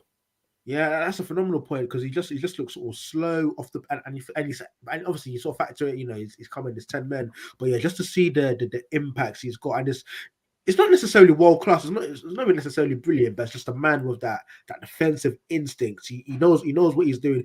He was born to do this role. He's born to perform this role, and performed it phenomenally well. And then it frees up people like McAllister, who can go up the other end of the pitch and score. So I think Liverpool we're in a position.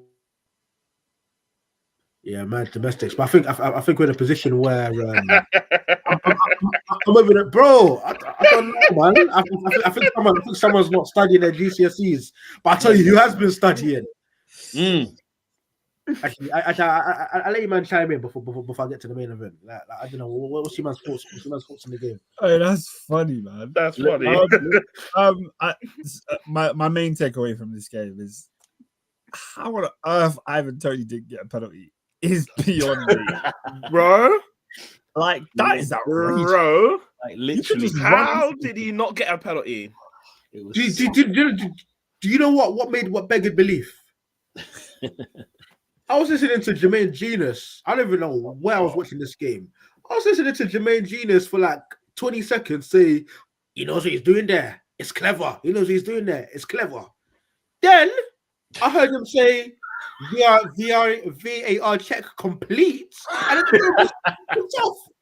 I couldn't be, because in my mind, it's like, what constitutes a penalty? It was scandalous.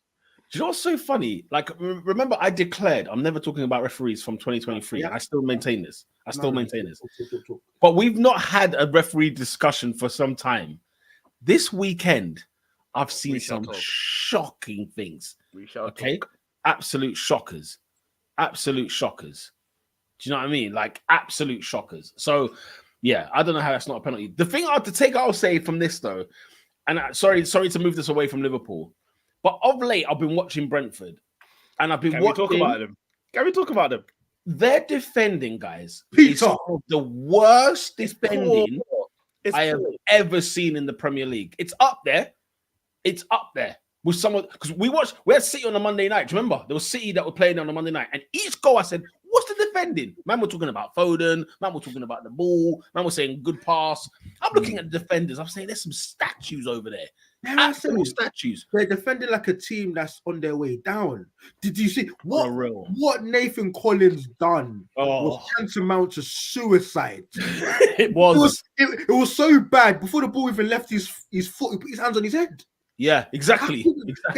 Dare I say, we need to check his online banking. It's it's match fixing at that point. I can't believe what he done. There's another defender who I've judged that to as well. I'm accusing of gambling because it took place at Kenilworth Road. But anyway, You know, Oh, the defending, Yes. the defending with Brentford was an absolute disgrace. I mean, Darwin Núñez, mwah, lovely goal, lovely finish. Happy to see it, but you know, the break was from Liverpool's own half, and you know, are we playing rugby? Do these guys think that they're supposed to have like a scrum half line? It was a diabolical piece of defending. A lot of the defending was actually quite shocking. So yeah, Hey, That's at 0-0, by the way, in the first half. yeah. Pete, I'll be real. You know, when we're talking about teams that are being stagnant and they're next to go down next season. The only thing I'll say about Brentford, Robin, I get you. The only thing I would say is this: two things. When they've been without Tony for half a season, and Mbeumo as well is gone. So you know, those are players that kind of drag them out the mud. The defending, however, is so bad. Thomas Frank, you're a good manager, my friend. Go and have a conversation with your defensive team and say, let's arrest this trash. Because the defending, albeit against City, against Liverpool, you know, teams, high quality teams, look, there's a reason why they're near the bottom of the league.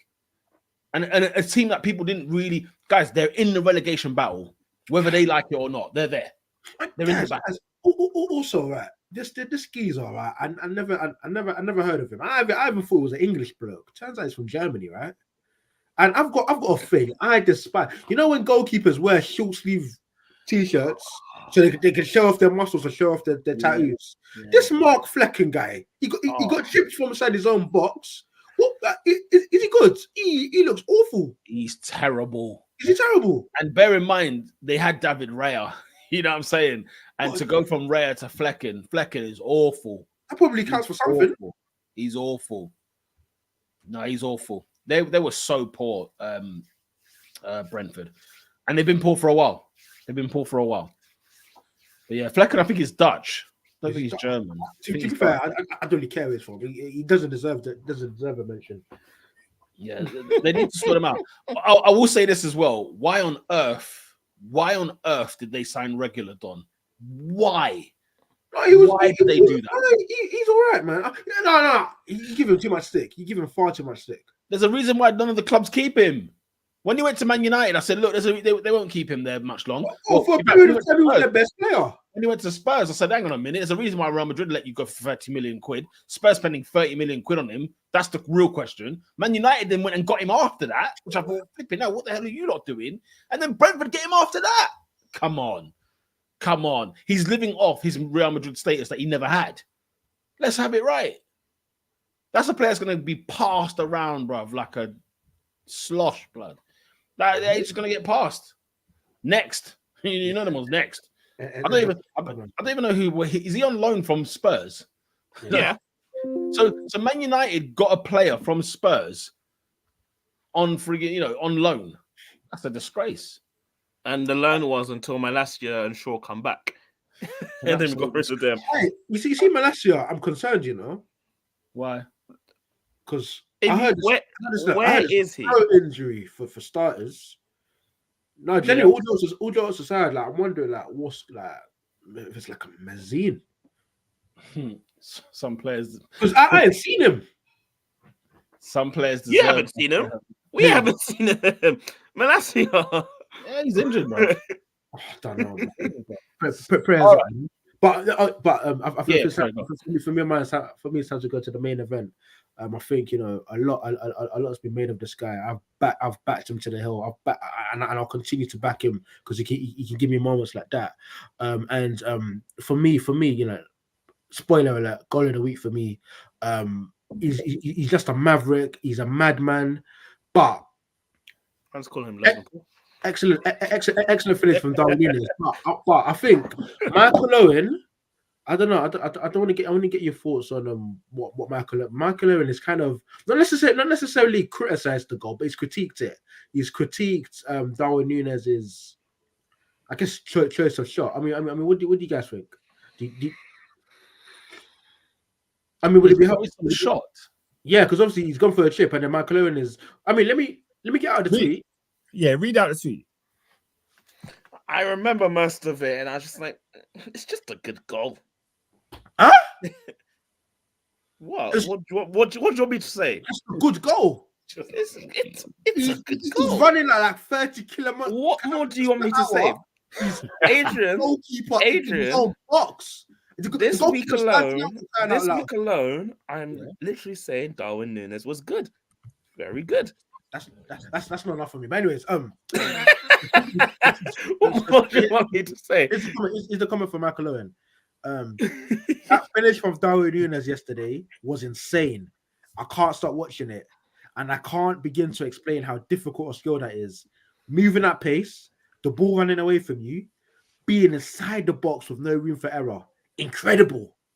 But, and the buts in capital letters, it's also further proof that if he's to get closer to becoming the great player many people think he can be, he has to adapt his way of thinking. I mean, to even consider such a finish is madness. It's a 1 in 10, 2 in 10 finish at best. Learning to slot, dink, or go around the goalkeeper is a far more productive way to score, and it will increase his chances to 4 or 5 in 10, thus massively increasing his return.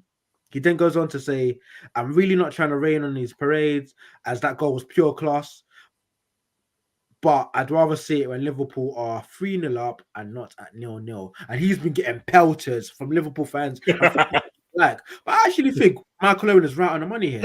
Can I ask you, when Liverpool fans are giving him pelters, what is the argument against what he's saying?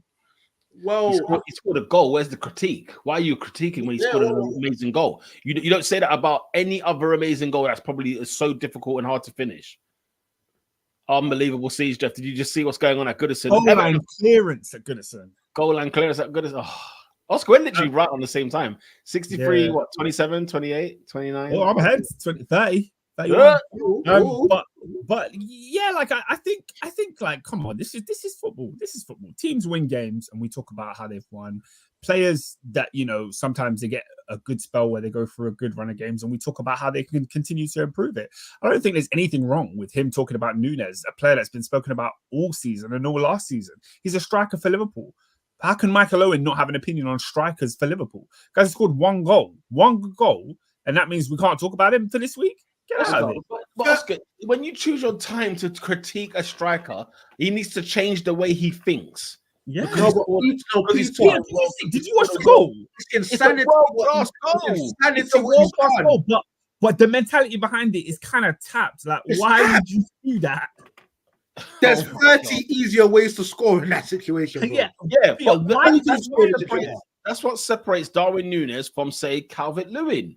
He might go for the easy option and look for the one that's probably simpler to finish. I agree, you know, but excuse me, when you've got the balls to do that and score the goal, that's what separates you. Yeah, no, but Pete, if he scored 20 goals a season, nobody would complain. The fact is, he misses more chances than he scores. Oh, who scored more chances than he missed? Who scores? You said he misses more chances. Okay, but when it comes to big chances, first of all, Núñez doesn't score enough. That's the main point. Yeah, so yes, players like Hoijlund miss a lot of big chances, but Hoijlund scores enough. Yeah, Núñez does not score 45 a season. Yeah? And Owen's thing is not saying Núñez will never be a top striker. Like, many people have written off Núñez like he's trash. Owen is simply saying that if he's going to get better and improve that goal scoring rate, he needs to make better decisions in front of goal. And we watch football games every single week, and we see teams win, we see teams score, and we then criticize how it came about, the patterns of play, the way we've got to that goal. Is it replicatable? Can it happen again and again? Yeah, we talk about style of play all the time. Style of shot. I just think had he missed, you got every right to go for him. You know what I mean? He's one-on-one with the keeper and he's decided to do something stupid. Had he missed, I can understand the critique. It's Ayew. Oh, it's a fantastic strike. Great goal for Jordan Ayew. Oh, thank goodness. I was so tempted to put Pickford in my net for fantasy. So tempted. What a finish that was. It's a great goal. For Roy. It's a great goal. Justice. I said justice for Roy. Is that Mark Bright's son? Who's that kid? Turn it in. His son? Who's that kid? Oscar, what? Black Mark Bright with a ginger white son. Hey, bro. You know how they get down. Oh, wow. Wow. Wait, why do you make it a wow? Like, bro, Outside the box. You telling Sorry, me- guys. That's a great goal. It's a great goal That's outside the fantastic. box. Mateta's done all the work. Jordan Ayew flick. Crosses it across Pickford. That is fantastic. That's a fantastic. Yeah, Mateta did the work of 7 strikers there. That was of 11 men. Yeah. he did the work of Look at his, he's out of the field there. Ping. Also, final point, Roy man. needs to be put down. That's crazy. Sorry, Oh, go on. what? You said that? Nah, bro. That's Nah. crazy. Now you're going That's too mad. far, bro. What? That's Let man mad. enjoy it. Let man enjoy it. To be fair, the way life society is going anyway, Roy Hodgson's probably not even retirement age yet. Hey, Mateta in the celebration, by the way, is a bit of I know. a why. That's a bit of a why. A bit of a why still, man. I'm watching it now. Why am I climbing on, man? Like, that's Man grab the, you know what I'm saying? Huh? Yeah, Nah, boy. literally, he went for the cover. Like, he went for the. He went to cover him.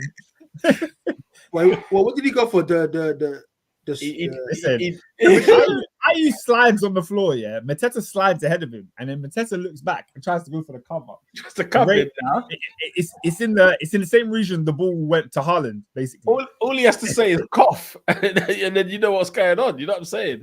Wait, Literally what? all over it. Did he botch the move? Like, what's He botched the move big time. Oh, unless he's trying to say something. He reminds me of Ade Oladipo. You don't know who he is. Yeah, he does. He does. He looks remind me. exactly like him. He does. Anyway, Final I think critique. Owen's in the hype team. I want to get onto these 13-year-old faceless kids on Twitter running these Twitter accounts with 16.4 thousand followers, because the abuse I saw Michael Owen getting. No. Have some friggin' respect. This is a guy that tore up the Premier League in his teens. You talk about Kylian Mbappe. Michael Owen was Kylian Mbappe before Kylian Mbappe. That's the original star boy, superstar. Do you know what I learned about Michael Owen? 18. What did you learn? A surprising fact. What did you learn? In the Premier League alone, he never scored more than 19 goals. He Yeah, left he- the season. He was like 2020. He won a golden boot with 18. Yeah, Peter. Surprising fact. No. I want to know what you're getting at. What do you mean? No. I thought he scored No. more. Yeah, Why? yeah. Why? What do you mean? I Why? generally thought he He's a scored Ballon more. d'Or. What do you mean? Why? Okay, Yeah. hang on. I know we've got Messi and Ronaldo and Haaland numbers in this life, right? No. But Owen in the 90s, if you scored 17 goals, you were the Lord. No. I First don't of all, blasphemy. Yes. Second of all, that's just that. His Season. highest That goal season- total. I'm talking about season was 2002, 2003. No, Oscar, No, listen to what you That said. season, Bear in that mind, season in isolation was Bear the in lowest year of any top goal scorer in the Premier League history. bear in mind, this guy was Yeah, 18 that's- years He was a old. teenager, by the way. No, hang on. He was No, 18 years old, and he left the Premier League in what year? 2001? Three, like Four. maybe. 3? Four. 2004. Hey, he was Yeah, 23, his last 24. season was 2004. He scored 16 goals in the Premier League. So what are we talking about here? But bro, people weren't scoring 20 plus goals a season on average. Number They up. were. No, they weren't. It's in the They Premier League were, stats, bro. mate. They were. They It's were. in They there. were. Gone to the Premier League history. Oh. It's there, mate. But bearing in mind, he was getting 19 and like 17. He was No, getting no. age. No, but what's happening is, wait, let me read some comments to see if anyone's talking about this. Nat is saying, I swear Anelka won the Golden Boot with only 18 Prem goals. Yeah, that's an outlier. The years of them getting, so if I go through the Premier League Golden Boots, right? So you got 98, Michael Owen won it with 18, yeah, but he was joint with Chris Sutton on 18. The next year he won it again with 18, but he was joint with Dwight York and Jimmy Van Hasselbank.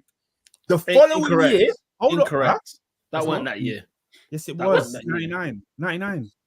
Yeah, 98. It wasn't that though. 98, the year before was Chris Sutton and Michael Owen. And Dion Dublin. Dion Dublin was 97. Just let me land, Pete. Let me Dion land. Dublin was 98, but carry on. No, the way they've organized this is Dion Dublin was 98, but carry on. Okay. Let me move on though, because we're talking 18. 2000, Kevin Phillips, 30. 2001, Jimmy Van Hasselbank, 23. 2002, Henri, 24. Van Nistelrooy, 25. How Henri, old were they? 30. 25. bro. The point is, I'm talking about the point teenage is- Michael Owen, a kid. A kid was scoring 18 But goals why are in you the talking league. about teenage like he was teenage every year in the Premier League? No, but Robin Robin said said that he bro. was surprised that he didn't score over 20 goals in the Premier And League season. he was getting injured as well. The guy, Yeah, but why is Oh it my okay? First of all, why is it wrong for Robin to be surprised by this guy? no, That won a Ballon d'Or. nobody said it was wrong. My God, listen. Oh, The guy was 17, 18, 19 years old when he was getting double figures near the top end, right? And then got injured for like a year and a half. Then he left and went to Real Madrid. Like what? When he came back to Newcastle, you expect him to score 20 plus goals? No. What Robin's simply saying is a guy that was a worldie, won a flipping Ballon d'Or, never scored 20 Premier League goals. He was 18. He was close. He got 19. He won a Ballon d'Or. 18, for goodness sake. He won the Ballon d'Or. He was not even at uni, for goodness sake. He's never. But why? Hold on. Oh First of all, you're saying God. why is it hate? Because he was hate. Nobody said it was hate. He was a kid. What did you expect him? I would have never expected him to ever score 20 plus goals. No one sat here saying, oh, he should have scored 20. It's just a surprising thing because he's a legend of the game. Surprising. Because he's a legend of the game that is a striker. I'll tell you He's what's a legend, surprising. and he's a legend for his time in England. He's not a legend for his time in Spain. So the fact that he's a legend of Liverpool Football Club, a club that has produced the greatest strikers of the Premier League, and majority of them have all scored over 20. So it is surprising that Owen is in that class but hasn't hit those numbers. He left Liverpool at 23. Oh, come on, man. Now Lola's coming here. You're saying you can only win the Ballon d'Or if you score 20 plus. No, I'm not saying that. I'm actually saying I thought he scored more. That was all. When players like Zidane and Ronaldinho were winning the Ballon d'Or. No, obviously they weren't scoring 20 plus, but Owen was a striker who was famous for scoring goals. It's not like Owen was there doing link as a teenager. Yeah, Peter, that's the fact of the Pull up situation. the World Cup. Finish it. Guys. No, I think you guys are misinterpreting the conversation. Robin didn't come here and say, "Oh, Owen should have scored more." No, He's you lot are saying no. Robin is saying he's surprised that somebody under 20, It's a bit of a backhanded compliment. an under 21 player didn't score 20 goals in the league or more in the season. But Pete, he's under 21. He's given legendary status because of how good he was, not because he was young. It's because he was young. He was at his age. No, because he was young. No, because he was young. 2 golden boots. It's not about being young. Yeah, He was one of the best strikers in the league 2 years running. It's not about being young. He was the best. It was about being young. He was the best. It wasn't about being young. He was the best. Like, bro, you don't win a Ballon d'Or for being young. You win it for being the best. Like, he was with the elite. So it is surprising that an elite striker never cracked. Okay, name me elite world-class strikers that have never hit 20 goals in the league. Michael Owen. Okay, name another one. Nicholas Anelka. Did Anelka ever hit 20? I don't think he did. He bagged 19 though. He bagged more than Owen. When he was 19 years of age for Arsenal. Why do you keep bringing up age like? Because that's the point. The point is those guys were good when they were teenagers and kids, right? Owen unfortunately got horrific injury, right? And that ruined his career. It ruined his career. Then he went to Real Madrid and it didn't work out, blah, blah, blah. And then, Stoke, Newcastle, the rest is history, right? Yeah. He was a player that would have probably scored, maybe he would have been second top goal scorer behind Alan Shearer had he never had the injury. That's what I'm talking. And he was 17, 18, 19 years old, scoring 15 plus goals per season as a teenager in GCSEs. Yeah, that's just. By the way, guys, that's Michael Owen's story, and it ends there. It doesn't go. Okay. Here's another factor. How old is Robin? Because Robin wasn't there in '98 when Michael Owen was scoring 18 goals. Listen, he wasn't there in '97. Guys, let me. Robin is older. Robin's age now. He's older than when Michael Owen's career finished. No one's dissing you, like Oscar. No, my comment to Robin was purely education to say why would you be surprised? No, hold on. No, I come with my vim. I come with my speech. You came with vim like you didn't ask an innocent question. No, because guys, when you consider the fact that he did not play past 21 years of age, it's ludicrous to think he had 20 plus goals in the league. That's Wait, ludicrous. how old is Robin? Listen, wait, hang on. I'm not young. I can tell you that. He said that everyone on the panel is minimum 35. Oscar and Robin, right? When you consider the fact that if you actually took into account, Michael Owen probably played up until about 21 in the Premier League properly, like full seasons or whatever. I think he had some half seasons where he got like 11 goals or 10 goals, whatever. Yeah. He when you look at Owen's career, guys, believe it or not, it was in the teens. It was not in his 20s and it was not in his 30s. It was in the teens. And if you said to me, I'm surprised Michael Owen did not score 20 plus goals as a teenager, find me the teenager that's ever done it ever. But what I'm saying is this: like, the first season I ever remember watching football was '98, and that's the year Owen had his second season bursting onto the scene. How old was he? How old was he in 98? Wait, that's not the point I'm making. Just wait. That's what you're missing. That's what you're missing. You let me land my point, and then you'll understand what I'm flipping saying. You're doing whiz out at the moment, like that's hella turbulence. But no, I'm not. I haven't been allowed to speak. What I'm simply saying is this: when I came into the game, Owen was one of the baddest strikers on the block. Yeah, and bear in mind, I was a kid, so he was older than me. So obviously, you've just watched football knowing Owen is this legendary striker, and then you look back, and he's still got legendary status now. He's still heralded as one of the great English strikers. He's still heralded as one of Liverpool's best strikers ever. And you look back and you go, "Oh, hold on, man, never actually clocked 20." Oscar, that's where my anger comes from, because as I said, you've got these faceless 13-year-old boys disrespecting him. Flagrantly disrespected him. I said, I know it's 30 plus. No, it's not. I don't know about all that. Ages are all over the guy. Ages are all over the guy. It's quite linear. I can't lie. I thought we were all over 30. I can't lie. No. I was like, No. That's speak for yourself. I thought we were there.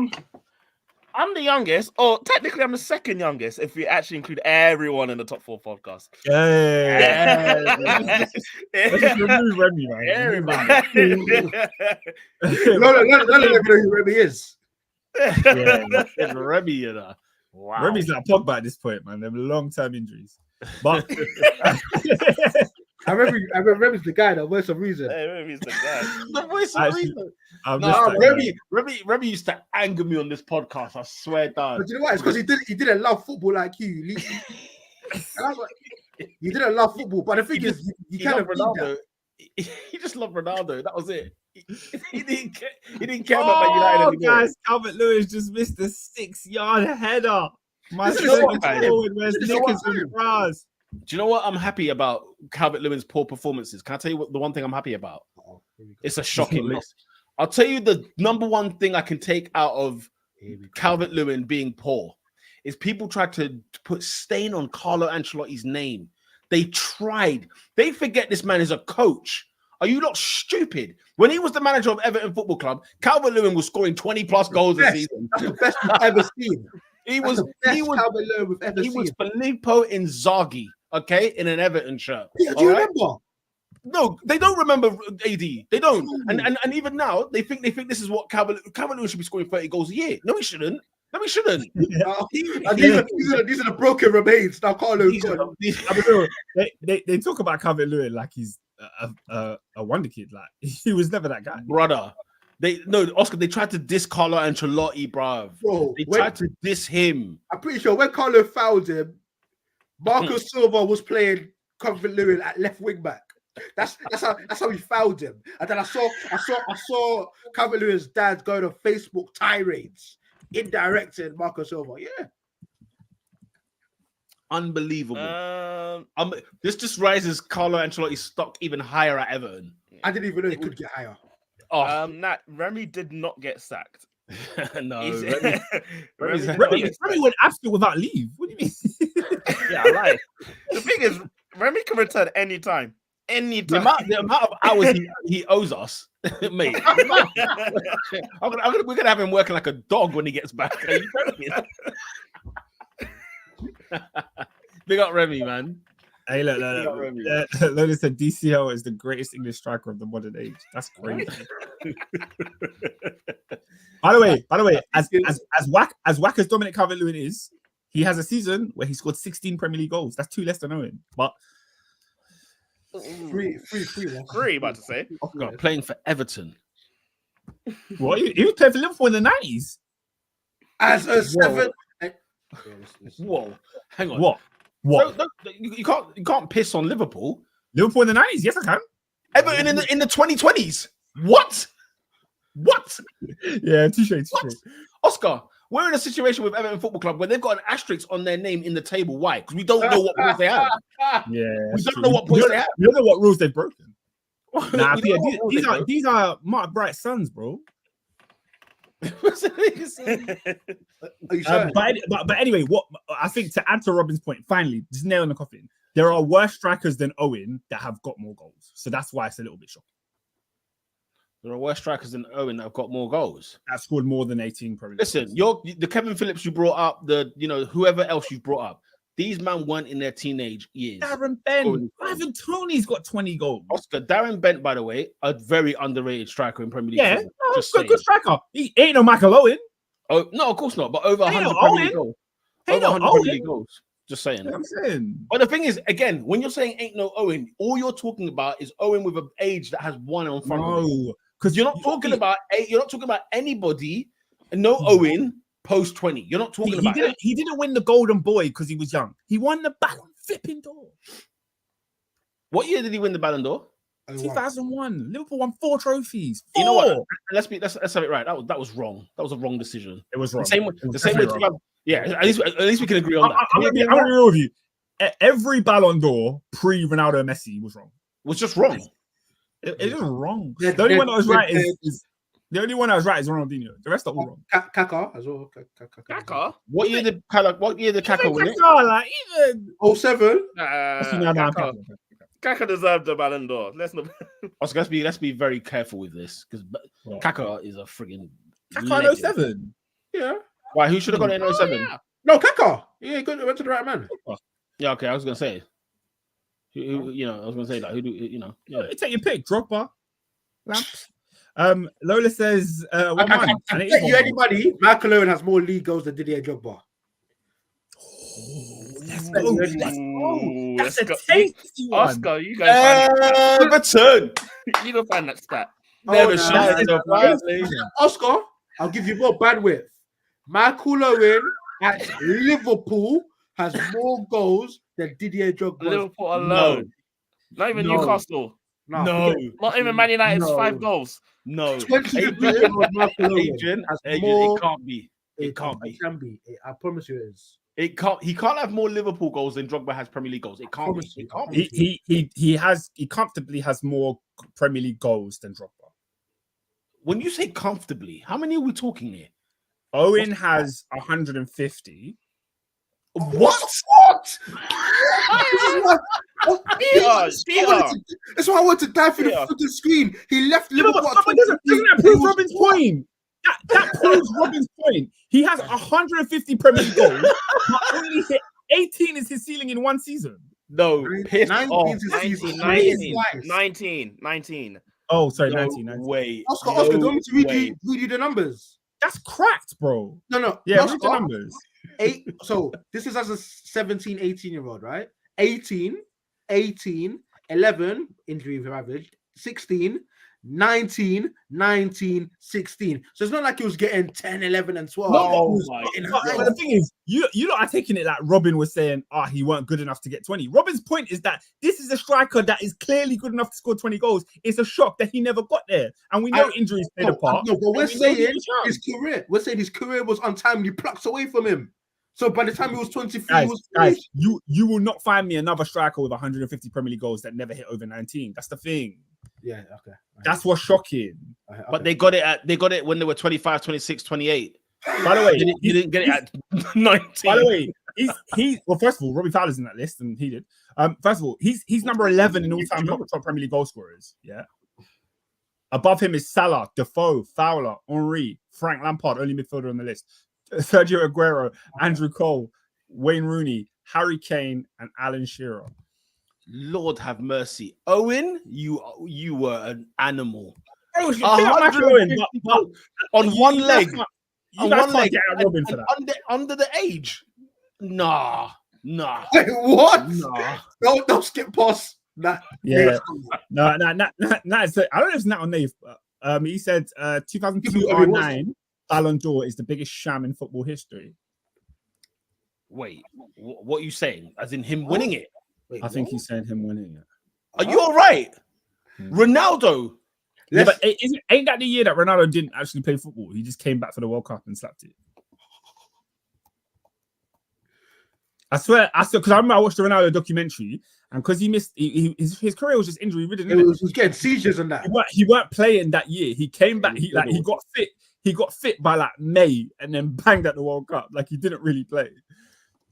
Yeah, no, and that says he had 10 league games that season. He just came back for the World Cup. Seven goals though. It's because Owen robbed him in 2001. That's what it is. Owen robbed him in 2001. And then bro. it was time for Brazil. Yeah, Brazil won the World Cup. You know what I'm saying? They won the World Cup. It's with right. Brazil. That's a bit of a So pass. 102, he played 10 league games and won a Ballon d'Or, bro. Seven in the league though. I will Listen, never. I was live down 2003.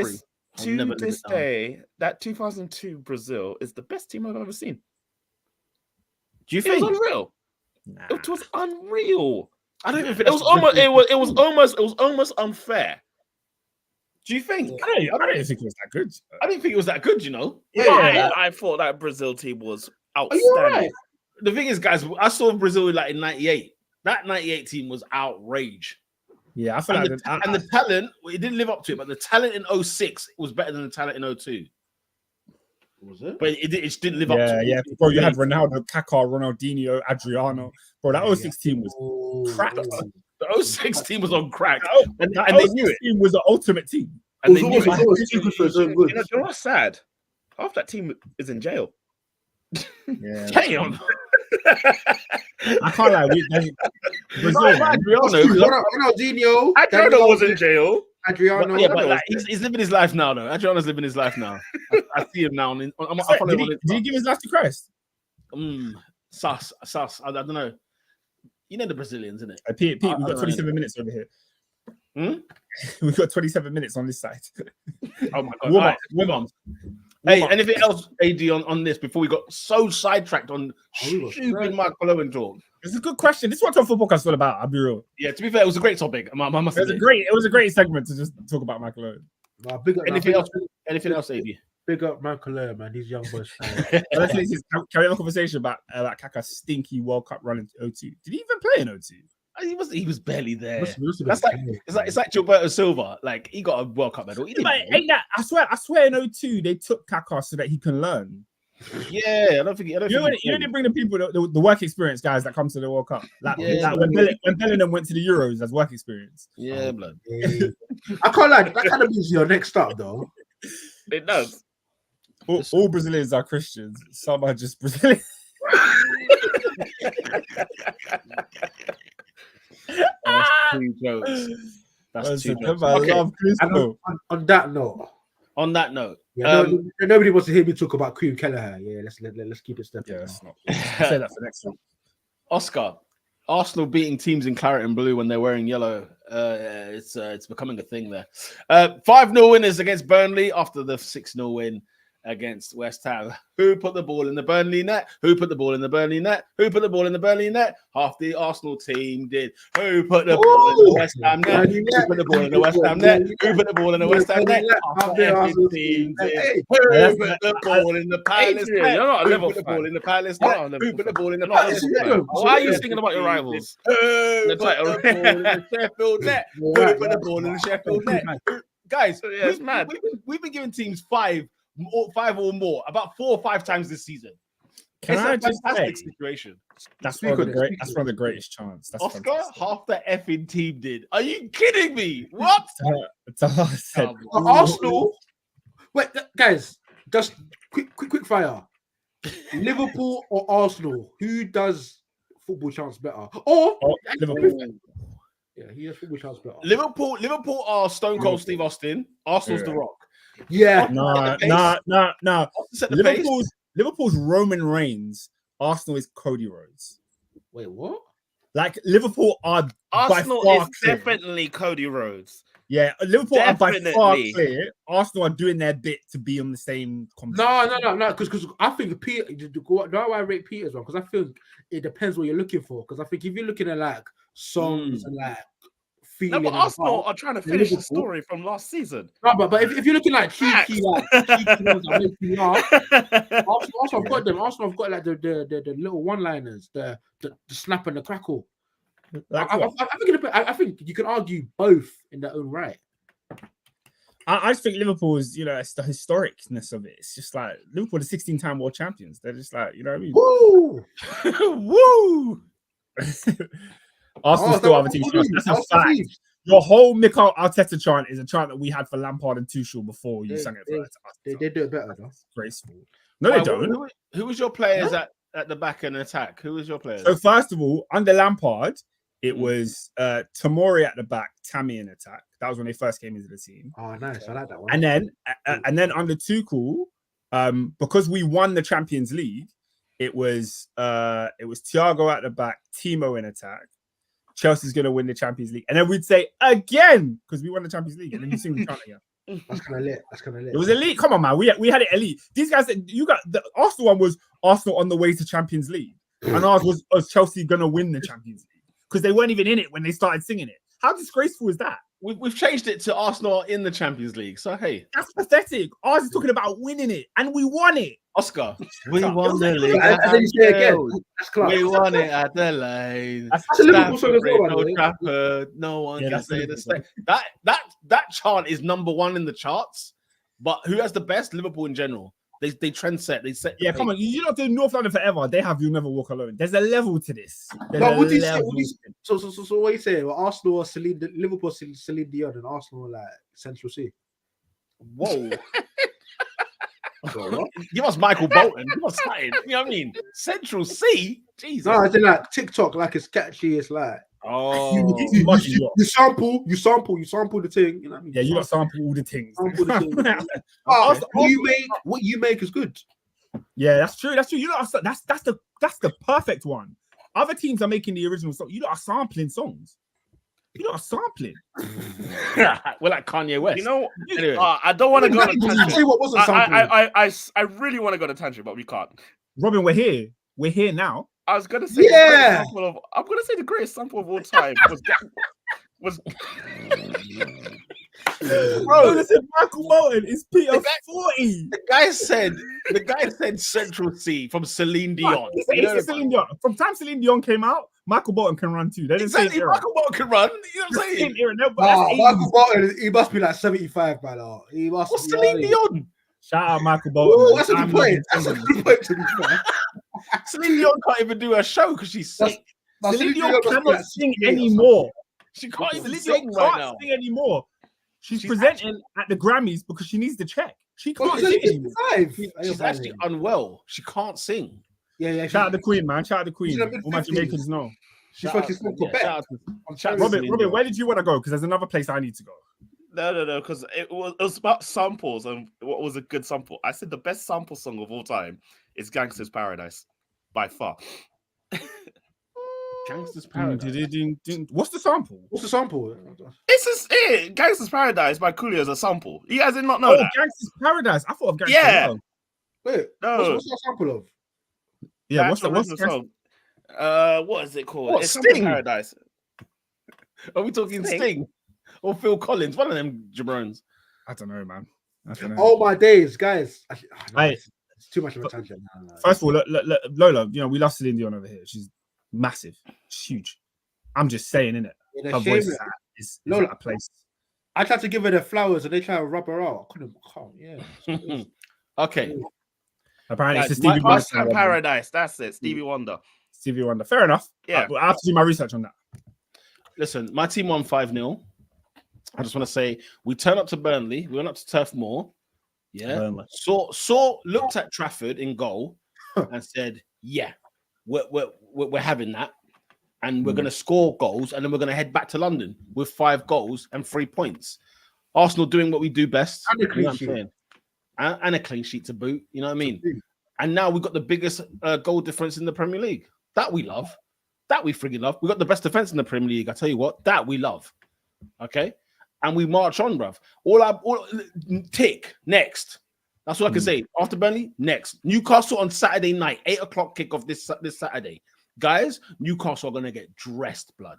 Dressed blood. Let me tell you that right now. Get ready, bruv. Get ready for Pamage. Yeah, you're getting football at 8:00 at night. Get ready for it, guys. We're not gonna fail you. St. James's Park. And it's like the Emirates. We're not gonna fail you. Wait, you got St. James's Park when? Next? No, we got Emirates next. It's at the Emirates. Or when? When is it? Saturday, 8 p.m. We're ready for it. There's football at 8 p.m. At 8 p.m. Oscar, they've stitched us up. The Newcastle fans, bro, they ain't even getting home. They're not going back to Newcastle on Saturday night. Everyone's going to be on the piss all day, and then kick off at 8 p.m. Let me get a ticket. That's going to be a game. Yes, that's a barn burner.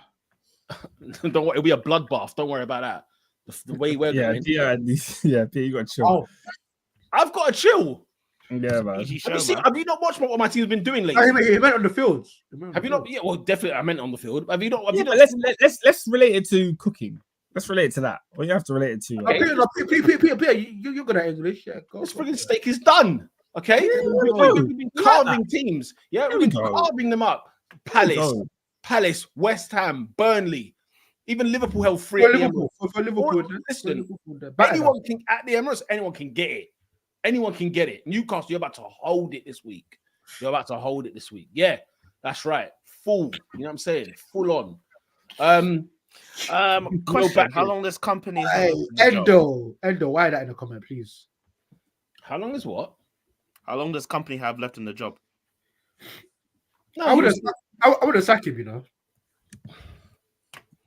Yeah, Burnley won't stay up regardless. Yeah, I wouldn't. No point sacking him. They won't stay up.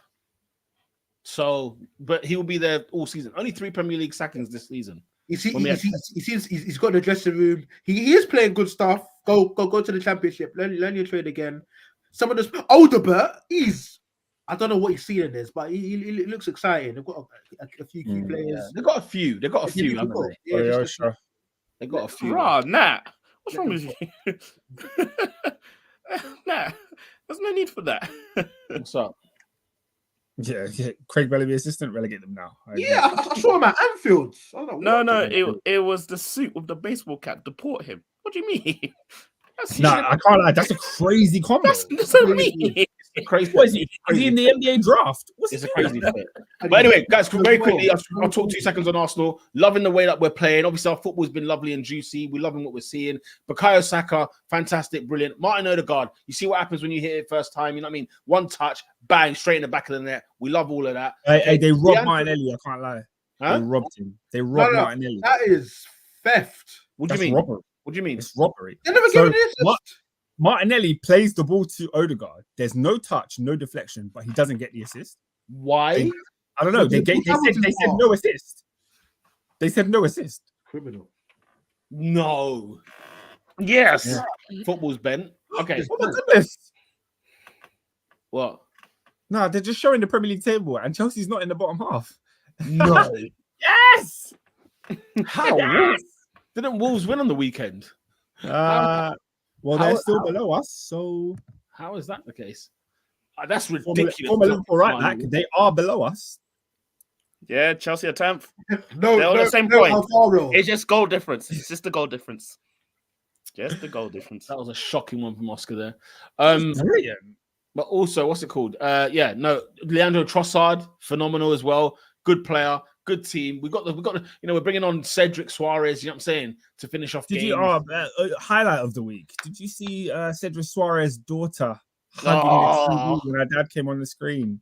She went and hugged the TV, then she ran onto the couch. I mean, bless her. She hasn't hugged many TVs this season, but that was fantastic. That was fantastic. What a legend. Ask yourself this. If you had a court case and your lawyer turned up in a 3-piece suit and a baseball cap, do you think they are a serious person? I'm saying my goodbyes. Nah, guys. But don't worry. Later on, I'm going to for a parking violation. Later on in this podcast, we will speak more about lawyers. Don't you worry. Guys, I've got a story about it's for another day. It's for an international. Yeah, I can't lie. It's I for, also have a story, but it's for another day. it's for an international break podcast because I have got a bizarre story with lawyers and court. And no, Anyway, we'll get into that one day. 9 minutes over. I said the international break is in 2 weeks. So we'll get Whatever it is. All right. Arsenal winning again, loving it large. Manchester United win 4 in a row. Luton Town 1, Manchester United 2. Rasmus Hoijlund with the double. Robinho, talk to us. Okay. This week in Manchester United, it's been an all right one. Fourth game not starting Anthony, and we are still 100%. So I'm happy with that. Long may it continue. Right. This game was a very, very weird game. We only turned up for, I'd say, 10, 15 minutes at best. And then we tried to call it a day. Luton Town, I keep saying this to people, you need to respect the Kenny, because now they've gone to all the big six and they've given them a run for their money. All of them. And we have to be real. Because I thought after 2-0, because we scored the first 30 seconds, this is this type of game because they just gave the ball away. And then a couple minutes later, Rasmus at the double. I'm thinking, is this the day he gets the Hattie? Is this the day? Because it was just ready. And then from that point, really, it was just a madness.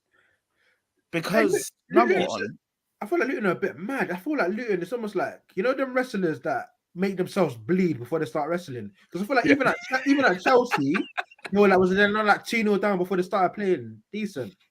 Yeah, but but also I would say with United, like United seem to just do this a lot where they play well for like moments in a game and then completely Jekyll and Hyde within a half. Never mind within the whole game. Wow. Do you know what I'm saying? It was bizarre. But yeah, as Lola's saying here, Luton away, you grab your 3 points and run. You just get them and run, boy. Because everyone's literally minus the sun in the beams of the camera, because that was the whole of the first half. That just reminded that stadium is awful. It is awful. That stadium is awful. But anywho, we get to this 2-0, we're cruising. Luton, they cross it in. What do I see? I see Onana deciding to become Super Mario and just jump. And where is he jumping? Where is he going? I need to know. That just comes in here making hella noise. I need to know where my keeper's going because he wasn't going for the ball. That's one of those awkward balls. Height, though. I felt like when the ball got crossed in, it was a kind of an awkward one. No, but even as deflection, you just simply just jump and catch. He doesn't need to wait for the what you call little player to score. You just jump and catch the ball, and then we were just on the back burner until half time. Casemiro, I love him to bits, but he's a criminal. How he didn't get sent off, I do not know. I do not know. It's a frigging farce. The thing is, the first yellow, his yellow card that he was given was a joke. It was a joke of a yellow card. It was never a yellow card. And I think that's what happened. He bottled it. He could not send off a player where he's bottled the first one. So I think he just bottled it in general and said, "No, I can't do it." Because the second one was a joke. It was a definite yellow card. Yeah, I was just like, I thought he was going to be sent off. And one thing you need to know about United, we are our own biggest enemy. I think every team we play, right up there, yeah. Every team we play, we start off well, we do this, and then we just shoot ourselves in the foot. And even against Luton, we are sweating. Cool, we get to half time, we restart. First of all, what the hell does my captain do? Not even in the second half, just throughout the whole game. Like, why are you just pinging it left, right, center? Why are you shooting in the corner? Why? I actually said why. That was my whole thing for the That whole was game. one of Why? Bruno's worst performances. It's up there. No, it was poor. It was awful from him. And then he misses that horrible chance. Then I'm thinking, Garnacho, my guy, you've been scoring goals, whatever. You've been given the whole pitch, the whole right-hand side, it's yours. Put the ball in there. He gets to the goal and he just stops. Why does he stop? He literally just stops and just said, you know what? I'm going to turn around. 3 Luton players come in, no goal. I literally looked at this game, and as bad as we were, and I kid you not, we were poor throughout the majority of the game. We should have been 4-1. It should have been 4-1. My captain is not playing football. Do you not think Luton should have got more goals? Oh, yeah. I definitely thought we should have got more goals. No, I'm saying, do you not think Luton should have got more goals? Oh, no, I agree on that as well. I think Luton just didn't take their chances as well, especially at the end. Ross Barkley just hitting the crossbar. I literally thought that was going to be 2-2. I literally thought that was going to be 2-2 at the very end. It's a dag at the heart. United. It'll be 100% United. Paul Scholes said that, United could win 5-0 and be the one that got battered. Yeah. Like that's how he summed up Man United. I literally thought yesterday we could have won 4-1 and still looked piss poor. That's how bad it is. Overall in the game, at this point in the season, fraud your way to top 4, people. That is all I ask. Fraud your way to top 4. I'll tell you what, Robin. Tottenham and Aston Villa are allowing you guys to get back in this. And we've always said this year on, year out. The top 4 race is a disgraceful race anyway. And they are absolutely saying, Man United, when you're ready. United have won 4 in a row. If Villa and Tottenham do not get their act together, I think Newcastle probably, it's too far for them maybe. I think of Brighton as well, West Ham. I think it's too far for them top 4. But my God, I'm looking at your Villa especially. Spurs, who everyone's like bum licking. I don't really know what. But, like really and truly, United could literally not even need to finish 5th, but finish 4th. And everybody will be asking questions. People will ask serious questions this season if United finish 4th. As you said, Oscar, Robin, scrape your way up there, man. Bootleg the way. Because our next games, I think the only 2 ones that will be quote unquote tough. We got Fulham next, and then we got City the week after us. I don't think we'll beat City, so I'm not even counting that game. Where is it? And then at the Etihad. So that's I'm just like we do better at the Etihad, but I'm not really counting those games. And then we got a pretty easy run until Liverpool, I believe. The only one I'm unsure about is Brentford, but Brentford have been also quite higgy. So I'll say we got Fulham, then it's Man City, then it's Everton, then it's Sheffield, then it's Brentford. Hey, so look, I'm expecting 9-10 you points. You guys can and you should go on a run. And I think the reason we would expect Man United to go on a run now is because one thing that Man United have always had is the players that can win you games. You've always got those odd match winners here and there. And, Hoijlund is now becoming one of those players. Yeah. I asked Peter during the game, because me and Peter watched the game together. I asked him, I said, this season, have we been harsh on Ten Hag? And the reason I say that is because, yes, Manchester United have been awful at moments, really, really shocking. They also have had a ton of injuries. And, he's got to a point where, in this game at Luton, just one of the, he had to make subs at some point. And he's bringing on... He's bringing on McTominay and Evans and players like this. And it's like, how do you expect him to... In this particular game, I don't blame Ten Hag because there's some players on the pitch where they're just losing their heads. But what I would say, Robin, is I haven't been in a position to blame Ten Hag for a while. I don't think Ten Hag's done a great job. But the recent run, he's been really, really good. And bro, some of your better players have just not been available. Which, while I agree, there have been a lot of decisions that he's made this season that have been out of this world, and why? I don't think anyone's been harsh. I think everyone's been fair on Ten Hag. So, Robert, what do you say the top 3 worst decisions he's made? That's been so egregious, and you've been questioned by. Number 1, relying on Anthony all half the season. Yeah, but bro, if you don't play Anthony, your wingers are trash. Let's keep it a buck. His biggest hold on. His biggest crime is buying Anthony. That's the biggest crime. Yeah. Relying on Anthony when you've got flipping Palestri, Garnacho, Amad Diallo. I'm asking, where is Amad? I'm asking, where is he? Why can't he? Amad's on the bench. Forget about him, man. No, but why can't he play? The real thing that we should blame Ten Hag. Oscar. The reason, and what was my argument to you in the house at the time when we watched the game? He bought most of the right. Yeah, but Pete. But even what he bought a Casemiro who's not been fit this season. He bought Lisandro Martinez who's not been fit this season. He bought a Malacia who's not been fit this season. He bought a Mason Mount who this season has had mental health problems and hasn't kicked a ball for United since God knows when.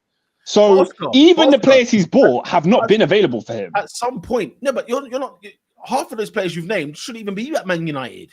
They shouldn't. They shouldn't. They shouldn't. But at the end of the day, like if somebody is bringing together some trash ingredients, at least let them cook with the ingredients. Like, put it this way, Oscar, Man United got rid of a manager previously. They were making lasagna, man. What they were doing wasn't good enough. Yeah, you could argue the recruitment wasn't good. You could argue the tactics weren't good, and the results weren't good. So they brought in another manager to go ahead and try and rectify these problems. What's the manager done? Can I keep it a buck with all of you, man, in this room? Ten Hag, of the last probably three or four managers that Man United have had since Sir Alex, has recruited the worst.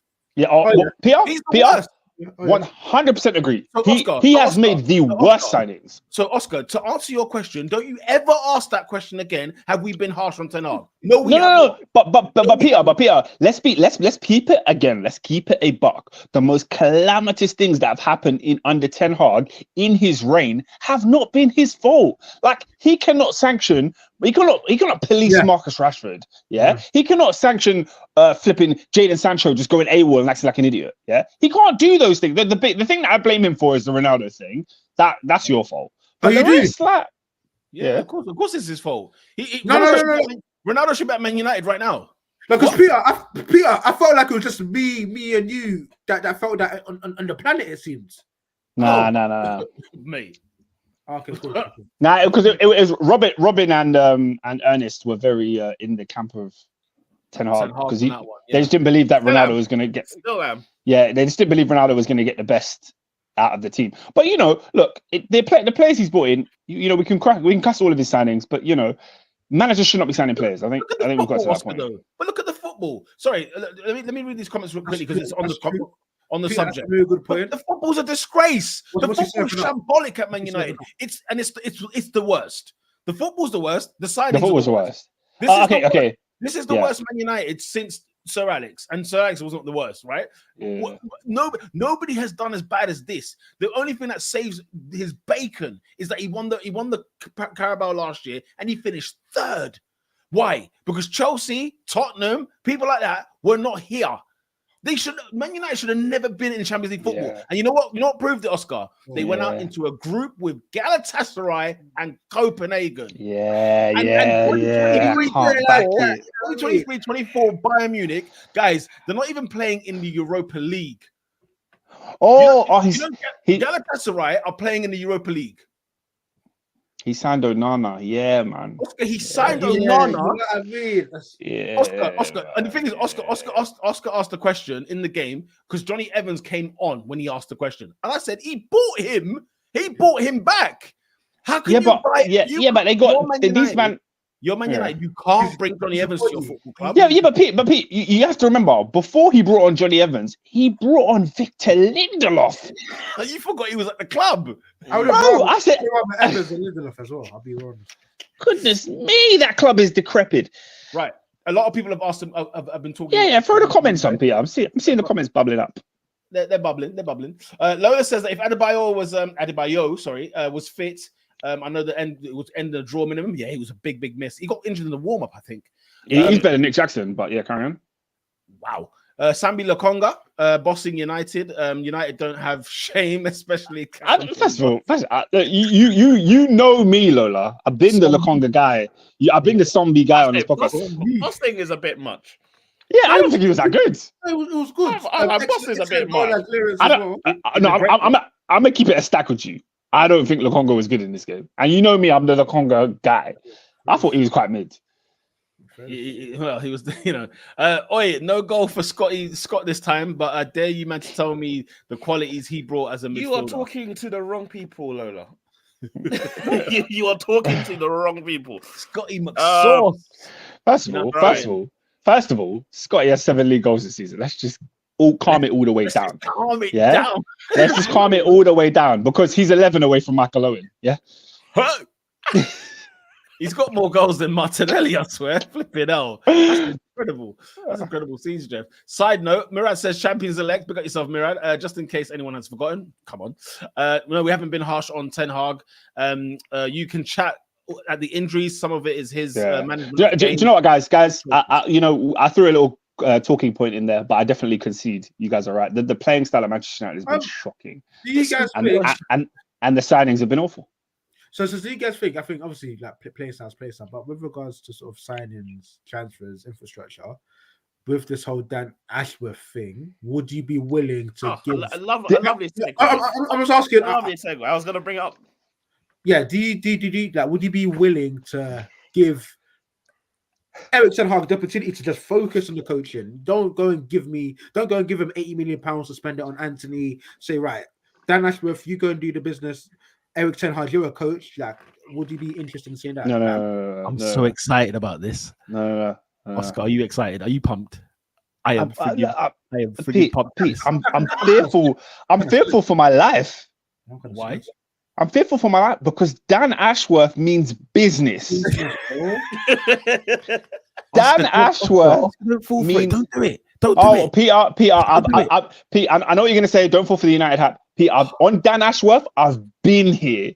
Dan Ashworth is the man responsible for why we even entertain conversations of England winning the tournament. Dan Ashworth is the reason England won an under-17s World Cup with Emil Smith-Rowe and Phil Foden and Callum Hudson-Odoi. He's the reason they won the tournament with James Trafford. He's the reason for the whole youth development set up at England, meaning we can develop players like Jude Bellingham and these lot. Then he went to Brighton and gave you everything that you love, all right? You love your Graham Potters, you love your Roberto De Zerbis, you love your Caicedos, your Cucureas, all of them. That's Dan Ashworth's blueprint. Bro. Newcastle United had their pick of the litter. They had the country of Saudi Arabia backing every decision they made. And do you know what they did first? They said, "Get me Dan Ashworth to coach me through," and they ended up in the Belly Champions League. All right, this guy is a serious don behind the scenes, and he's coming into Manchester United, and I'm very, very scared. So Newcastle have put this guy on gardening leave. Oscar, Robin, Adrian, top 4 podcast audience. Guys, what Oscar just did there was phenomenal. He cut the best promo of the night. It was phenomenal. And everything he said is true. But Oscar, what you failed to realize, this is Manchester friggin' United. Have you not learned your lessons? Oh my God. You know what you did, Oscar, just then? I felt that way. I felt that way when Mourinho joined the club. I felt that way. Oh yeah, I felt that way when they were making the signings, the Di Maria signings, the Falcao signings, the friggin' Pogba signing, the Zlatan Ibrahimovic signing. I've seen Man United. You know, like we cussed them a lot because they made some horrible decisions. But guess what? On paper, they've made some good decisions. What looked good, what should make sense. The problem is at Man United is they do not allow those people, the greats that come to their club, whether it's a player, whether it's staff, whatever the case may be, they do not allow them to actually do their job. And this is why Man United, time in and time out. Now, all of a sudden, 20% Ineos over here is going to allow Dan Ashworth to go ahead and do what he needs to do. I guarantee you this. It is not going to run like you think it's going to run at Man United, because the Man United are the dumbest football club in the world. So they're not going to let it run as it should. Would you argue? I don't know, because I feel like if Ineos didn't come, I don't think Dan Ashworth's on the radar. If that makes sense. Like, I feel like the decisions that Ineos are making so far, like the whole development that's been announced last week, the whole now this guy we're chasing this people so far. We're now looking at some of Chelsea's recruitment team. I can't remember the guy's name. Like, I feel like if we didn't have Ineos, these names don't pop up. And also, why I'm just like, I hear you, Peter. I hear you. Also, just to back, let's go. Just to back Robin's point, yeah. In my office at work, when you go into the meeting rooms, there's hand sanitizers on the meeting room desks. Every single one of them is made by Ineos. These guys are here to clear viruses out. They're not here. They're not here for nothing. We've already fired the technical director. Darren Fletcher's just been let go, by the way, as director of football. He's been let go. Yeah, he's just been let go. Good. He's his sons to play for Man United. So that's why I said Peter. I was like, I don't know. I don't know. See, you see, Peter. You see, they had Darren Fletcher making decisions. Yeah. Darren, and don't get me started on Balotelli's 11's comment. He just said, "Beware of United's approach for Jason Wilcox." Southampton, no? Jason Wilcox, the guy who scored 11 goals for Blackburn in a title-winning season. Get out of here! Wait. I think that was Callum Wilcox, wasn't it? Is he not the guy that played for Blackburn? That's Jason Wilcox. Don't do that to me. No, Conor Gallagher. Sorry, I was thinking of Jason. I was thinking of some other Gallagher player. Sorry, ignore me. You're thinking of Keith Gillespie. Nah, but you know what? Listen, the how can I say it? The thing with Man United, the pieces are there in it. Like they've always had a good chess move and ruined the king. They've ruined it. Look, Peter. All I'm saying is I'm ready to see Man United ruin another situation. Don't worry, I will be here waiting for you lot on the platform when the train arrives. But Peter, they can't ruin it for 30 years, can they? It's gonna click at some point. I know what you mean. At some point, some of the pasta sticks. I get it. Yeah. But mate, anyway, we'll see. Guys, on Peter, when it comes to Dan Ashworth, my stocks are so in. My stocks are so in. No. You make a great. Everything you said was true. This guy redesigned English football as we know it. Yeah. Like the only reason England produce good players is because of Dan Ashworth. What was I gonna say? The fact that I think it's generally happening is that Newcastle announced today that this brother's on gardening leave. I'm like, raw. Like he's actually leaving Newcastle and wants to come to us. I did not see that coming. Why are you surprised by that? I just feel like because United have made such dumb decisions in the last 10 years, like our attraction has dwindled. He likes it. He likes a challenge. It's gonna sound like Gary Neville. It's challenge. Friggin' United. You know what I mean? It's Man United. The thing is, Manchester United. The thing is as well, this is a guy you want to talk about decisions. He left the England setup that Oscar's referring to go to Brighton. Let's have a think about that. Your Brighton that you're talking about, it's not this Brighton. He joined to make this Brighton. So he joined the Brighton of post what? Chris Hughton. You know what I'm saying? That's the thing. Do that. You know what I mean? That's the thing. Everyone's talking about how much of a mess it is at Manchester United, but with someone like Dan Ashworth, he doesn't join the table; he is the table. Yeah, and he makes you put your best food on it. He makes you put your best produce on that table. You can't with any old slapdash. You know what I mean? Listen, it could be phenomenal scenes of glorious emotion for Man United. They've got a track record of how to ruin this. Okay, we've got a track record. As long as your arm. Footy Agenda says Ten Hag does not have the time to build a team in I guess his style, so he sacrificed playing for results. Horrendous brand of football. Yeah, I mean when he said he can't play the Ajax way, not that I'm expecting him to play the Ajax way, but if you're saying you can't play the football that you play, his team is garbage. He makes them. He made it. Like I said before, we're complaining about a Subway sandwich that you made. Do you know what? Oscar, you made the sandwich. Do you know what's crazy as well? Though, like, you know what's crazy as well? In that sandwich, he took fillings out whilst other fillings remained. That's the thing I've got a bone to pick with.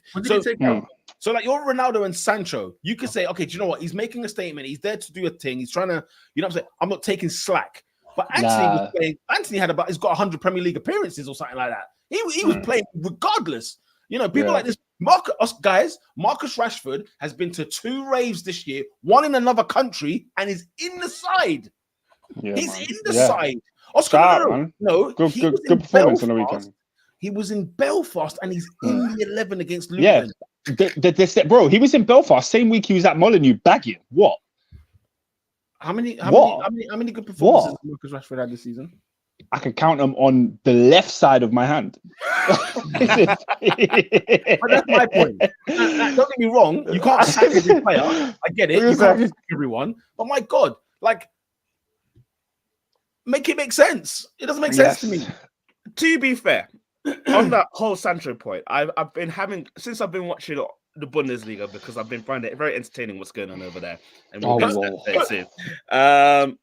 I did tune into a Dortmund game, and it's not looking good for my Kenneton brother on the bench again. 3 games in a row. How many and when he came on, it was smelly. It was smelly. These times, Matsson's winning Rookie of the Month. It's crazy. They've got a Rookie of the Month award. Yeah, I was like, what's going on there? These Germans are wild. They're so dumb. There's like probably 10 rookies. I mean, You're all gonna get them. Peter, what else can they do when Bayern's there? What else can they? Yeah, they got to give something, man. They got to make something. That's a great point. They Man said, rookie of the year is going to Matthias Tell every week. That's the best player to win the league. Oscar Mirad says Oscar putting a Mazungu on the pedestal while his fellow brothers are doing groundwork with the Mandem as far back as Lambeth Tigers and Hathaway football. What? What? What? Nah, man. People are unaware of Dan Ashworth's pedigree in this game, man. They have been. To be fair, Dan Ashworth's been spreading around like. And take note on this, because on the Top 4 podcast, you've never ever heard Oscar speak about backroom staff. That's not something, guys. It's not something I do. There was a thingy that a tweet went out the other day. There were children of the ages of 10, 7, 8 years old waiting outside Carrington for pictures of Ratcliffe. I said the game is gone. And they were taking pictures of. They were taking pictures of Sir Dave Brailsford and who? Who? He's one of the new dons. It's the internet. New don. Yeah. Nah, guys, and they were asking him.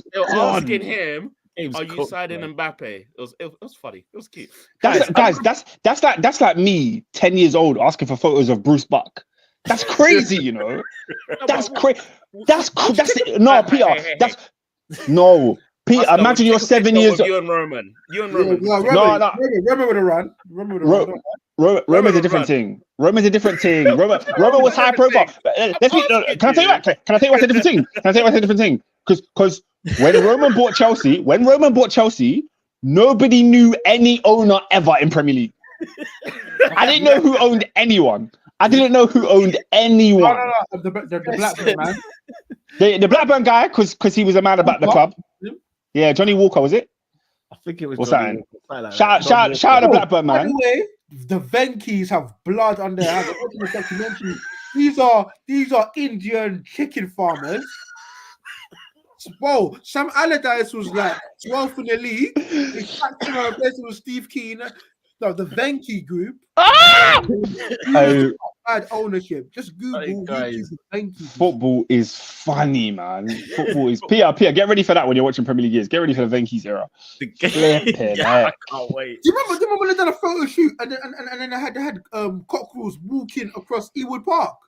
I saw was it Yakubu and Benny McCarthy trying to gather them? I'm sorry, Mira, that's a wild comment. Brett Emerton. Do you think there's a chicken in Blackburn? There ain't any there. They don't eat that up there. Of course they do, man. Speaking of backroom staff, who was the most notable backroom? What do you like? Nah, Lancashire, they don't eat anything real. If you're talking Manchester United in the glory days, you're talking Sir David Gill. The Gill. You see, who's Robin talking about? I don't even know who that is. Because he was the signing man. No. You think the signings? No. Look. I'm sure you're right, but you know this because you're a grown adult who's done your history research. As a child, you should not be knowing these names. as a child, I was just watching Beckham and them, man. I didn't know who was signing players. But you knew who Roman was. I knew. But like I was saying, Roman was a high-profile thing. Like Roman came in, it was like, "Yo, Chelsea's transformed." That never happened before. You never knew any other clubs. Previous owners. Who was your previous owner? We didn't have an owner. We didn't have it. Kroenke's our first owner. We didn't have owners. So what's going on there? What do you mean? What's going on there? Who did Kroenke buy it from? Yeah. Arsenal was a public limited company. It had shares. What happened was, like, people bought shares, and then Kroenke bought shares, and then bought majority of the shares. He became the majority owner, and then became the actual owner. Arsenal became a private company in 2018. Okay, first. Like any other football club, people had shares. You know what I mean? Man. But still, when you was like 10 or 7, you weren't asking for pictures of David Dean. You didn't know who these people were. No, I was not. You don't know who these people were. The game is gone, bro. The game is gone. Man, I'm asking for pictures with Steve Parish. Yeah, what's going on? You need to know who your owners are because you need to know if my manager's messing up and you get rid. Who game do I go is for next? gone. Tony Tony- Fernandez. Guys, there's a documentary on QPR where Tony Fernandez, one Formula One man, to another Formula One man, Flavio Briatore. Guys, QPR have been in the mud. He's why FFP exists. They're taking the piss. He said, "Oh, Julio Cesar, I know him. Basingo, I know him. You know I know him." how some stadiums are standing up. How is that stadium standing up? Lava. QPR Stadium is QPR. horrible. Loftus Road. Loftus Road needs to be knocked down. It looks like a community centre from back in the day. Like you walk in, and then what you call it? Expecting like little slides and stuff in the corner. Like what is this? No, He there you wasn't even born in that Hey, era. Lola. Pete is a 90s baby, you know. You talk about 80s. 90s go. baby. Baby. Pete, Lola's mugging it, you know. She's He bugging me right mugging. up. Tahaz asked me, why did I buy a share? Brother, do you know what a share was That's when I true. was 20 years of age? A share was Yeah. back in the day. What? A share was probably what? It's probably like £200. How much was a share of You're Arsenal? right, a share at Arsenal, £200. Dead ass. How much was a share? I guess how much you would have owned of the club? 0.045% Yeah, for 200 Jimmy, quid. bro. No. Bro, you can buy shares in Apple for like 40 quid. Oh, raw. I want to go there, Oscar. Anyways, but I was going to say back in the days, Peter, you could have been on the board. You could have attended the meetings. Robin, how much is a share in Apple? That's true. But I went to the AGM meetings. Didn't need to buy a share. How much? Do you know everyone that works for Amazon gets shares in the company? Do you guys know that? A share is nothing unless it's got some. That's what I'm saying. A share is dibby. So why are you guys acting like shares is the massive thing? Pause. Yeah, but when you get the majority of them shares, Yeah, of course. I'm not saying majority. I'm saying you can buy a couple shares for a couple $100. Anyway, guys, we need to move on now. let's move on. It's already 10:30. Jesus of Nazareth. Very quickly, Crystal Palace appoint Olivier Glasner as the new manager as Roy Hodgson steps down. Big up Roy Hodgson. I just want to give a. My guy, we love you. It's time to rest. It's time to rest. Time to rest. Think about your Yo, health. You know what I'm that's saying? crazy. Think about your health. No, Oscar. It's not. It's actually not crazy. He had a It's heart time- attack. Oh, no. It's time He to said, rest. he said, I'm just thinking of the Undertaker. Like it's time to rest. Rest. The guy had a heart attack. He needs to cotch, blood. You know them ones there. Robinho, Bayern Munich. FC Bayern Munich. Tommy Dukes. Tommy What Dukes. What is going on here? Why are you guys asking questions? No. I'm not. Thomas Tuchel could be the manager of Because Bayern when I Munich. was asking questions of Tommy Tuchel 2 years ago, I was told to shut my mouth and be grateful. He won the league. Now everyone is seeing what I have said for the last 2 years. You know full well, I'm still on the bandwagon of Tommy Tukes to be the man. He'll still win the league. But I tell you what, I don't think he's going to win the league, Pete. what's the point? know. He's 8 points adrift. He's 8 points adrift to an unbeaten side.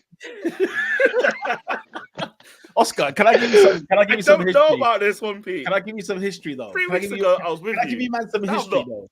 Can I give you lots of history? Do you know what Bayer Leverkusen are known for in Germany Here we as? go. What are they there for? The bottom. What? They are called Neverkusen in Germany. Neverkusen. What? Are they Yeah. the Spurs or the Do you know Bundesliga? why? Do you know why? They don't have a Bundesliga title to their name. If you Yeah, but think Pete, they're gonna beat the conglomerate, the Goliath that is Bayern Munich, you gotta be kidding me. if they remain unbeaten, that Bayern Leverkusen will become Bayern never losing. They could draw their way to the end and then lose the title still. No, guys, you know They're what? not. You know what? You know what it's They're gonna not. be. You know what it's gonna be, guys. Robin, I know you want to believe in the story, and believe me, I'm here for the story. Because No, Harry do Kane you know not what- winning do a you know- title, That Harry is what Kane I'm not win- thinking. Harry Kane not winning a title is all in my feels. I am here for it, believe me. But That let's is have it right. hilarious. Bayern Munich, guys, this isn't just like Man City in the Premier League. Bayern Munich in the Bundesliga is Satan in hell. It's not you. There's no winning. There's no defeats. There's nothing. He runs the kingdom. That's it. That's it. It's done. But there's always an uprising. There is An uprising. always an uprising. Talk to me. Who is it? You reckon Jabi Alonso and Granit Xhaka? Listen, Oh. 3 weeks ago, I was with you. Now I've seen the madness that's occurring. Losing 3-2 to Bochum, losing in the Champions League to Lazio. First of all, You are a good side, apparently. First of all, let's pull it back. You know, I'm not going to let you get away with the word Bochum. I'm not going to let you get away with that one. They are Okay. Bochum. First of all, it's Bochum. Bochum. I know it's Bochum, Bochum, but I like saying Bochum. Peter? Hello. How many games have Bochum won this season? I haven't got a Scooby. That was their fourth win of the season. Love that, man. Big up Jody Asai Tutu. Pete, when is Peter gonna say it as it is? What? When are you gonna call this man a criminal? Who? The man who is 8 points. The man who's got playing Harry Kane as a DM. He's done his best to try and throw away the league last season. Let Peter go. He's got a what? He's got a Champions League. Yeah. He's got a French title. He's got a German title already. Cap. Give it a rest. I mean, it's true, innit? Like, come on. If we're testing diamonds out here, come on. Did he win the FA Cup with Chelsea? Just out of curiosity. No, he didn't. He lost to Leicester in the final. Who?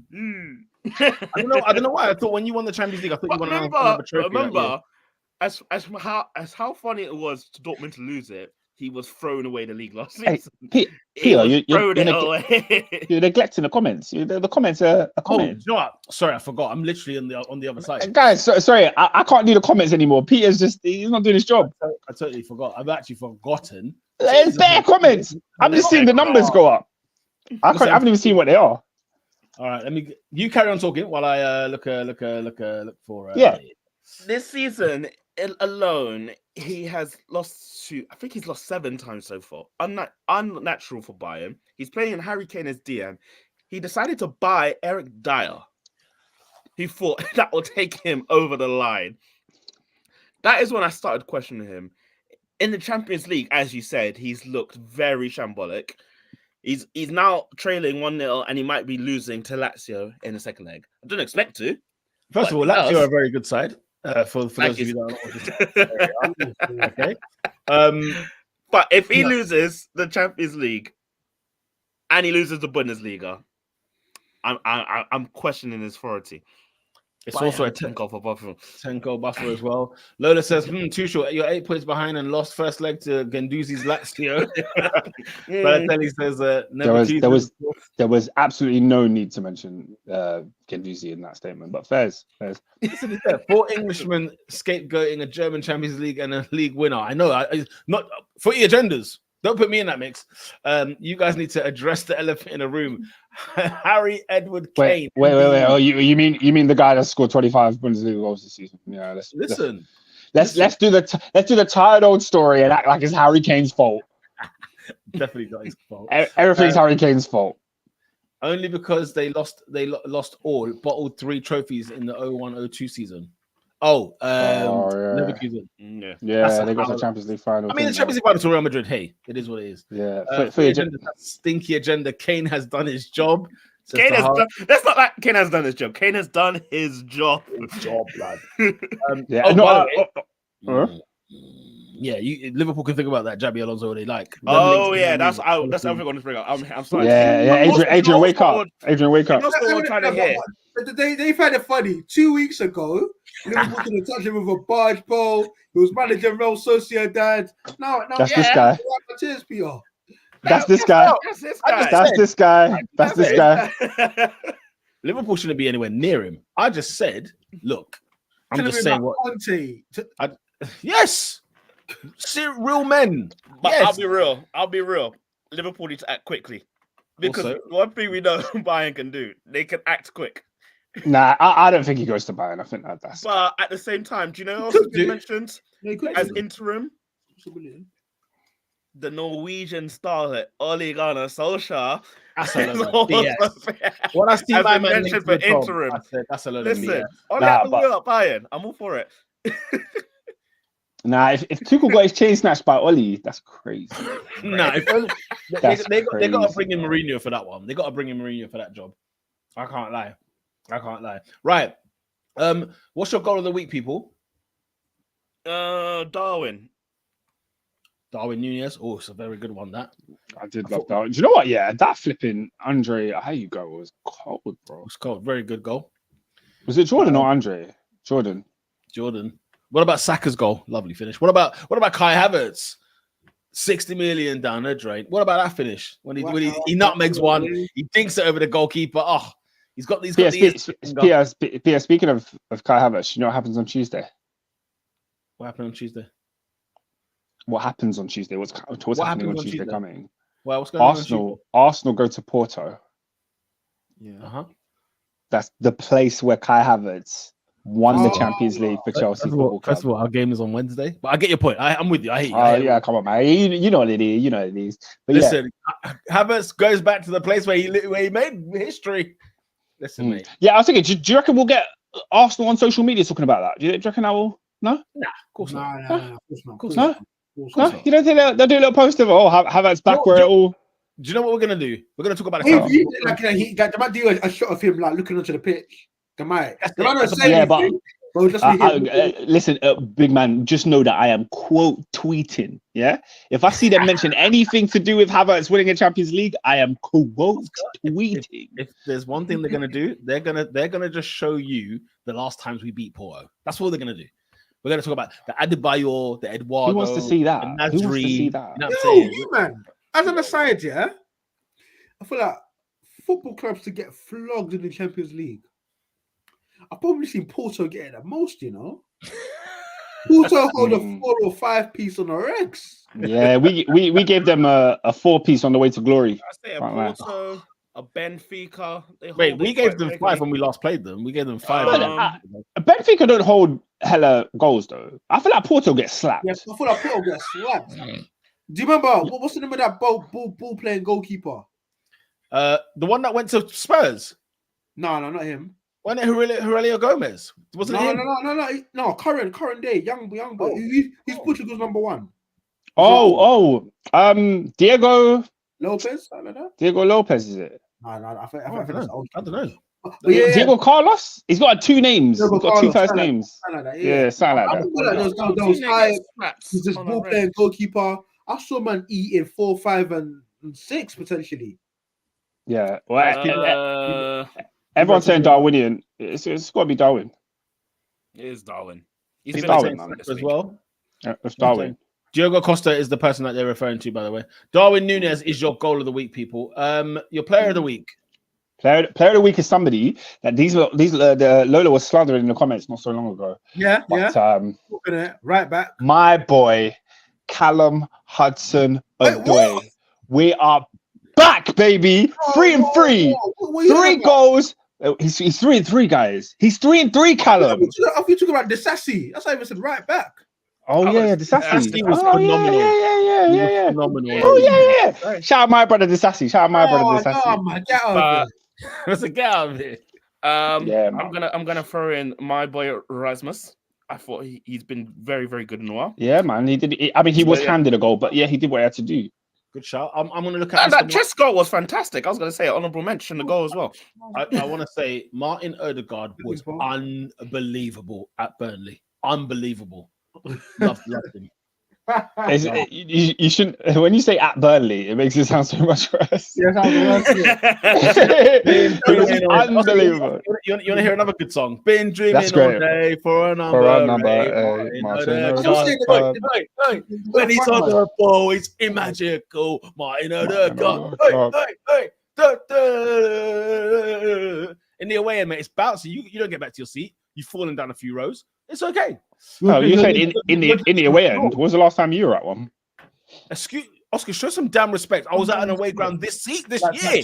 2 weeks ago. Literally, I was at the City ground. You're gonna be at one in the next 2 weeks. Guess where I'll be, Oscar? When I'm not on this podcast, guess where I'll be? You fill up my senses. Are you dumb? Don't question my away league attendance. Where's the furthest ground you've gone to for Chelsea this season? Wow. This season, when your team's in the mire, where's the furthest you've gone this season? Nothing. Listen, Oscar, I went to Borough away on a Monday night where my team were singing. My fans were singing, "You're not fit to wear the shirt." Oh, Pierre. Your furthest away game. Hold Hold on. Do me a favor. This guy's collecting his badges when Arsenal are top of the league in the title race, right? I literally just said I my was team. at Borough away. What am I Yeah. You're in the title race. That's a Monday, no? Oscar, when we were playing Borough away on a Monday night, we got draped by Palace the week before, and it was funny, you're not to wear the shirt. We were in the title race. So you weren't in a title. You're in a title race. We weren't in a title race that year. Do me a flipping favor. I was in Dortmund when my team was 10th in the league. Don't ever compare me to you. Did you win the Champions League that year? You're United Dortmund and going to Middlesbrough on a Monday night. Thank you very much. Dortmund, you're going for a lash. You didn't even go for Chelsea. You just went on a lash. For me to go to Borough, I can't do that. You think I drank an ounce? I was stone cold sober from here to Borough and back. Why not, Pete? Show some respect. Why not, Pete? Respect. It looks like he lost out.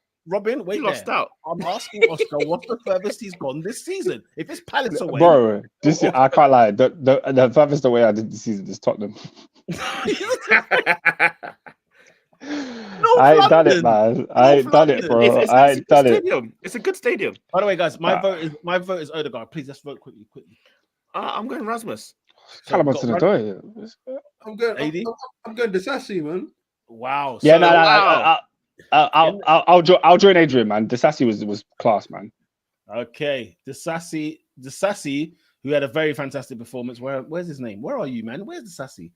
He had 16 clearances. It was phenomenal. Oscar, he was phenomenal. I was like, wow, he was really, really good.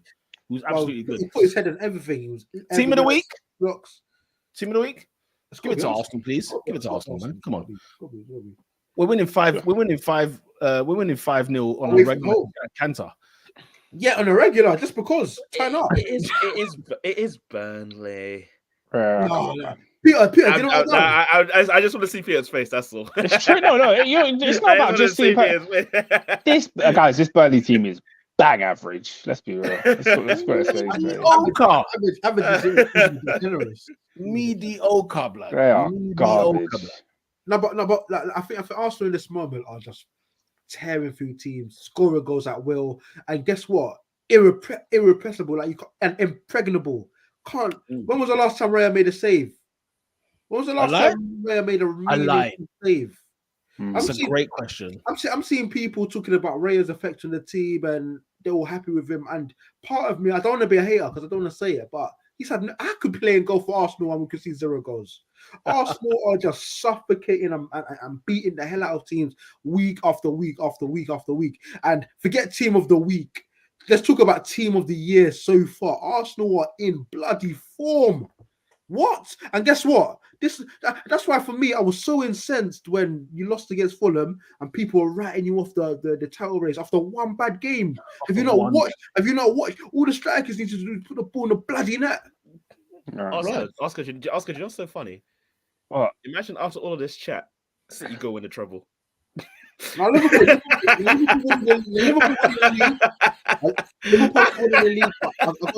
Imagine after all of this. Adrian, get off your knees, man. This team, like, they are like this guy.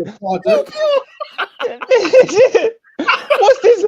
Yeah, what is this? What is this Arsenal love fest? That's a why. Listen, Oscar's a hater. That's not why. Come on, man. What? I'm supposed to fawn over this because they beat Burnley. Who they beat last week? Who was it? West Ham away. Oh, come on.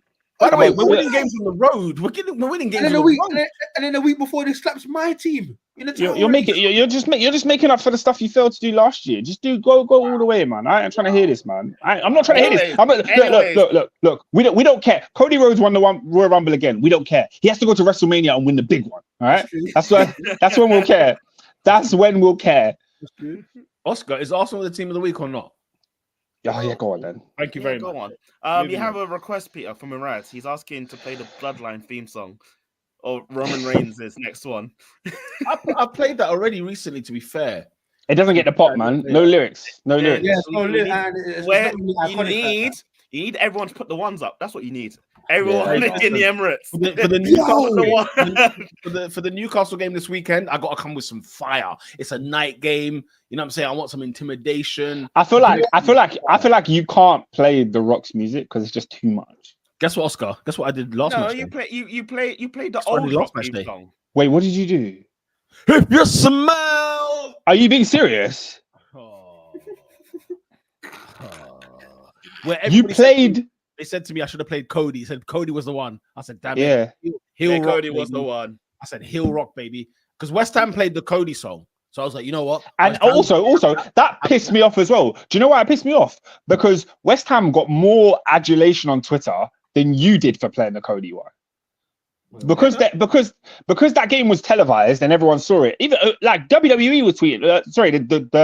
The group that made Cody Rhodes' theme song, they tweeted West Ham like, is it downstream? yeah, they tweeted West Ham like, oh, thanks for playing our song. It's like, excuse me, Yeah, it's such a great moment. Yeah. excuse me. First of all, at the time that their song was playing, half of the West Ham fans weren't even in the bloody stadium. How dare you tweet them and not tweet? I could barely make out what it was. The guys, we were winning 4-0. But no one heard your song, mate. No one heard it. Come on, man. And yeah, my game was Liverpool at home. I was playing the Rock. Liverpool at home. Nah, that's crazy. Playing the Rock's theme song is actually crazy. If I'm with you, I would play very simple. Triple H's Time to Play the Game. He's done that. Very Still. simple. That's what started everything. Lockdown. No. But you do it now. If you want at nighttime, halftime light show. There you go. I hear you. It's been a Light couple show. of years. Put on a light show, Pete. That's what you need. Good show. I I was thinking Brock Lesnar this week. I was thinking. No. Yeah. No. Nah, it's been cancelled. It's been cancelled. Not right now. Not right now. Give it 2-3 years. Not right now. Yeah, not now. Right He's now. got Hogan era. Pete, you have to Google what he done because we're not talking about it here. Actually, no. In all seriousness, though, what did he do? Thank you for my Guys, I'm gonna say you have to Google. You have to Google what he did because we can't tell you. One final suggestion though. You are playing Newcastle United, so how about some Iron Cheek? Oh God. Oh dear. Oh, Shicky baby. Shicky Or baby. the NWO. Wow. Hmm? Wow. What, a bit like Jimi Hendrix? Yeah, maybe. Yeah. You know, Yeah, what why would not, have been so sick if it was like Universal? Imagine, lights off in the Emirates, and all you hear is, "It's just me, Oos. Day one, it's just me, Oos. 60,000. Day one, it's just me, Oos." Wow. Did you guys? I said it's just me, Mirad, Oos. Mirad, in UEFA games, we can't play anything because it's UEFA own the stadium, so I can't do nothing. What, you're the Arsenal Stadium at on midweek. Yeah, we're called the Arsenal Stadium on European nights. What was I going to say? Oh, I was going to say something. It's gone now. Why does the stadium not have a name? Have you seen? No, because Emirates is not a sponsor of UEFA, so you can't say Emirates. No. But I'm saying, why does your stadium not have a name? Oh, I know what you mean. Like it's Well, not like the Ashburton Grove. the Teen Adams Park. Yeah. It was Ashburton Grove. I don't know. We just never used it. We just never used the name. It's on That's what Ashburton. I'm saying. You're a fake club, man. But carry on. Also, shut up. Also, did you not see when Tony came back? When Ivan Tony came back in the Brentford game, they were like, They played the Undertaker's you know what? theme Stone Cold's a great shout, especially the what version? I'm breaking the limit inside. That's a great version. That's glass shattered. Glass shattered. This might as well be a wrestling podcast, you know. It probably is. Yeah, disturbed, glass shattered. Oh. That's it. That is the best Stone Cold entrance ever. Low key, innit? Low key. But he had it for like 6 months. And then there's the Kane one. The Kane when he turned heel and he has no mask. Like Yeah. there's that Kane entrance. Slow chemical.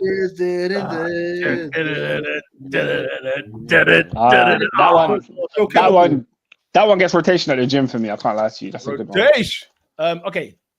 No, Yeah, we don't have any gym stories today. I was saying when Tony came back, did you not see the Undertaker entrance on that one?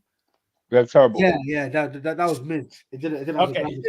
Who's not that guy? Who's not that guy? Do you know who though? Sorry, before we get to that guy, I love how WWE is mainstream again. It's mainstream. It is. No, it is. You're right. You're bang on. And I feel like who's feel like not I'm that partly guy? Do you know responsible. who is that guy or that girl? Shout out JD Parker. World star. That's all I'm saying. Yeah, man. 10 out of 10. 10 Shout out out. of 10. Ring work, mic skills, everything. All right, listen, Praise not the that Lord. guy. She's watching in the Praise Black the Air Lord. Forces. Am I going crazy? She's watching the Air No. Forces, no? She praises Guys, the Lord. it's 5 to 11. I wasn't looking at her feet. Carry It's on. 5 to 11. Guys, it's 5 to 11. It's 5 to 11. Who's not that guy? Who's not that guy? First of all, not that guy is often a men's thing, but I have to give it to a woman this week. Oh, go on. If it is who it is, go on, Oscar. First of all, yeah, let's just have some respect for the English game, all right? Let's just have some respect for the Premier League. There was a woman that turned up to the Tottenham Stadium. She's obviously from South Korea, and she was wearing a shirt that was half Wolves, Wan Hee-chan, and half Spurs, Son Heung-min. And this is a disgrace. It's a disgrace on so many levels. And let me tell you why. Because the South Korean man. Because I saw some people say, "Oh, why can't she do this? This is a South Korea fan like coming into the game. We should be embracing of all cultures. We should be letting people in to come in here doing what they want." No. Listen to me and listen to me clearly. When it comes to sport that is played all around the world, people travel to those places around the world and they follow the customs of that sport there. If we're in South Korea, we don't do what we do in England. We do as the South Koreans do in their sports, okay? Football, primarily the English Premier League, thrives off its raw fans and anger and anticipation and belief to support their club. Do you know what happens in English football? You separate the fans. You know, you're watching the Super Bowl. Oh, you got the Chiefs fans next to the 49ers fans. They're toasting beers and celebrating. No. We don't do none of that here. All right. We have rivalry. We don't like the opposition. We're just talking about flipping Adebayo running 90 yards of the pitch to celebrate in front of the away fans. That's the kind of sport I love. All right. That's what I need to see on my television. So when it's Wolves versus Tottenham, and these two have no real beef, but guess what? Wolves slapped them at the Molineux, and they came to Tottenham and they slapped them again. They're not friends, right? There's no way man are getting half and half shirts. Half and half scarves make me sick. Half and half shirts. Oh, Half and half shirts. Wait, no. You're winning me over. Huh?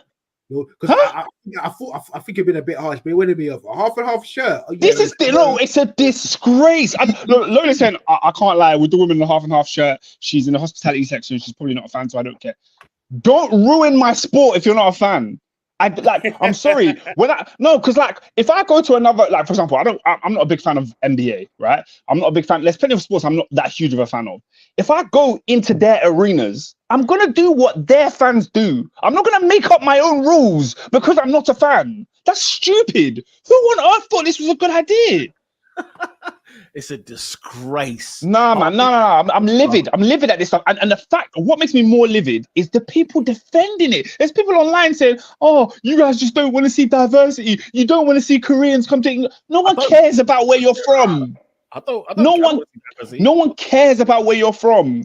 The English Premier League is popular for its rivalries, for its fierceness, for the crowd, bro. That's why we love this league. If you're going to take that away, we're going to end up like flipping the Americans talking about, here we go, defense, here we go. That's what we're going to become.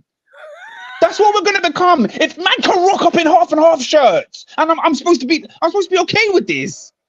Half and half shirt is insane. No, it's a disgrace. It's a disgrace. They want to hear you say it, Oscar. It's a friggin' farce. Oh my gosh. Nah, this made me, guys. I saw this on the train home from work. I said you voted leave. Man said allies and Axis. No, and my final point on this, we talk about wrestling a lot on this podcast, so apologies if you don't watch it. But I just want to say this, when it comes to wrestling, in England and America, when you go to a wrestling show, we're going to see WrestleMania in a couple weeks' time, the fans go crazy. They jump up and down, they scream. When The Rock comes out, we're jumping off our seat, we're doing craziness, In Japan, they have a huge wrestling community. But the culture of how they watch wrestling is completely different to how the Americans do it. When they watch wrestling and they see a sick move, they clap. They don't jump up and down and cheer. They don't scream. They clap because that's how they appreciate that art form over there. And when they actually do start screaming and clapping, it's like, okay, it's actually getting insane. Yeah. The nuances of how you view it as a fan is different. The same way when you go to the cinema is different to when you go to the theater. And I'm saying when you come to English football, just go with it. Just go with the customs of the English game. Don't tell me I'm from somewhere else so I can do what I like. Just be in it. If you're coming to watch English football, watch English football as we like. What? Half and half shirts. So Oscar, so if she just came in a plain white tee, like should have been cool. You know nothing. Ignorance is bliss. Ignorance is bliss. You know nothing. What do you mean? Like I get it. She's supporting the two players. There's no problem with her liking the players that came from studied Japanese wrestling. Now I've heard it on documentaries. I don't even watch Japanese wrestling too tough, but I've heard it on documentaries. Wrestlers say when they wrestle in Japan, I can back up his point. Yeah, they're always surprised when they wrestle in Japan because the crowd don't cheer, they just clap, they respect it. So when you go to Japan, don't act like a flipping idiot. Oscar's bang on this. If you go to America and watch NFL or NBA, you do as they do. You know what I'm saying? When in Rome, do as. You know what I'm saying? That's what you can't, like, I don't like this idea. Like, I'm not going to go there, to watch the Washington Commanders and start effing and blinding at a Buffalo Bills fan. I'm not going to do that. They don't do that there. They sit amongst each other and themselves. It is what it is. Man said half and half Ukraine, Russia. Get the hell out of it. You know what I'm saying? No, but bro, when we had a World Cup in South Africa, them man had their vuvuzelas out. That's how they watch football. Yeah. You know what I mean? I'm not gonna come there and then try to change things there. No, that's how they do their thing. If you come here, you better abide. No, and just to go on the Asian thing. Remember that time in the World Cup, when Japan played a game, and all the Japanese fans, they like cleared up the stadium after the game, even though Japan lost. And everyone was like, yo, the way the Japanese do their thing is cold. We're respecting how they operate their culture. So imagine I came there and start kicking stuff about making a mess. You'd be like, you're an idiot. But just because I do it in England doesn't mean I should do it there. Yeah, no, absolutely. I'm bang on with Oscar. I'm 100% with you on that one. Absolute disgrace. I'll give you some honorable mentions. Who was that girl? What's her name? I've got a few. I don't know. They just took a picture of her, put her on Twitter. Very quickly, I just want to say Mason Holgate. Absolutely disgrace. Mason Colgate. The freaking shocking challenge. It was an absolute disgrace. Do you know who's more not that guy than Mason Holgate? What's the name of his teammate that came out as I thought was a great tackle? Bozo from Bosnia. I don't even know who he is. What's that Bozo from Bosnia? I thought it was a good tackle. The second thing I want to bring up is Nottingham Forest. Have you guys seen what they've done now? I have. Have you guys seen what they've done now? No, guys, this is groundbreaking. AD, I need your attention. I need everyone's attention. I have seen some. Go ahead, Pete. Nottingham Forest, and let me say this right now. No word of a lie. Let your yes be yes, right? Nottingham Forest have recruited Mark Clattenburg to be a referee analyst at the football club. What that means is he will review decisions that have gone wrong for Forest, and they will use him to build a case to appeal to the FA whenever a decision goes against them. Guys, they've just made up a job. They're under financial obligation at the moment, right this moment in time. They're under investigation right now. They've got the money. They somehow found a salary cap to go and recruit Mark Clattenburg. He's making money. Not a coach. He's not a scout. He's making not in the medical team. He's not a player. He's not going to be an assistant coach. He's compiling a dossier. I'm not gonna lie, Pete. That's genius. He's every Saturday afternoon he'll be in Nottingham Forest, and every Saturday evening he'll be on ITV. What has football come to? When you're recruiting a referee analyst, what has football guys? What has football come to? I think that's genius. I think that's genius. When he should have been asking what's football become is when Willy Bolly clearly wins a tackle and he's sent off. And I'm in a relegation zone. That's when the job went online. That's when the job application went online. Guys, go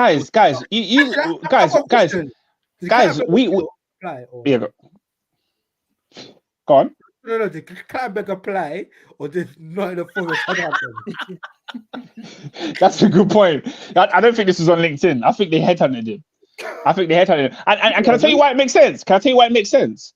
Because this week on Top 4 Podcast, Mason Holgate was given Not That Guy for what was given as a yellow card. Yellow card. And I was like, what? And this is when I look at you, It's game for Pete. disgrace. I was looking at you, It's game Pete, for and you said, let's disgrace. get rid of VAR. I said, excuse me? Guys, If there was no VAR, that would have been given. Robin, because I saw sorry. Andy Robertson give somebody a spine buster at Brentford. And again, why did the referees not No, look at it? guys, that was a knee smash. That was Triple H. Here comes the pain. Yes.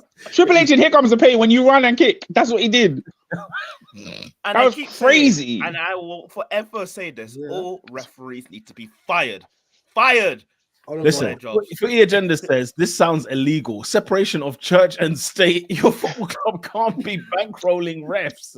It's mad. He's not retired, guys. No, it's great, guys. I'm just gonna say this here. If there was no VAR, yeah, if you can't beat refs, buy them. Facts. Let's get Uriah Rennie on the payroll. This is facts.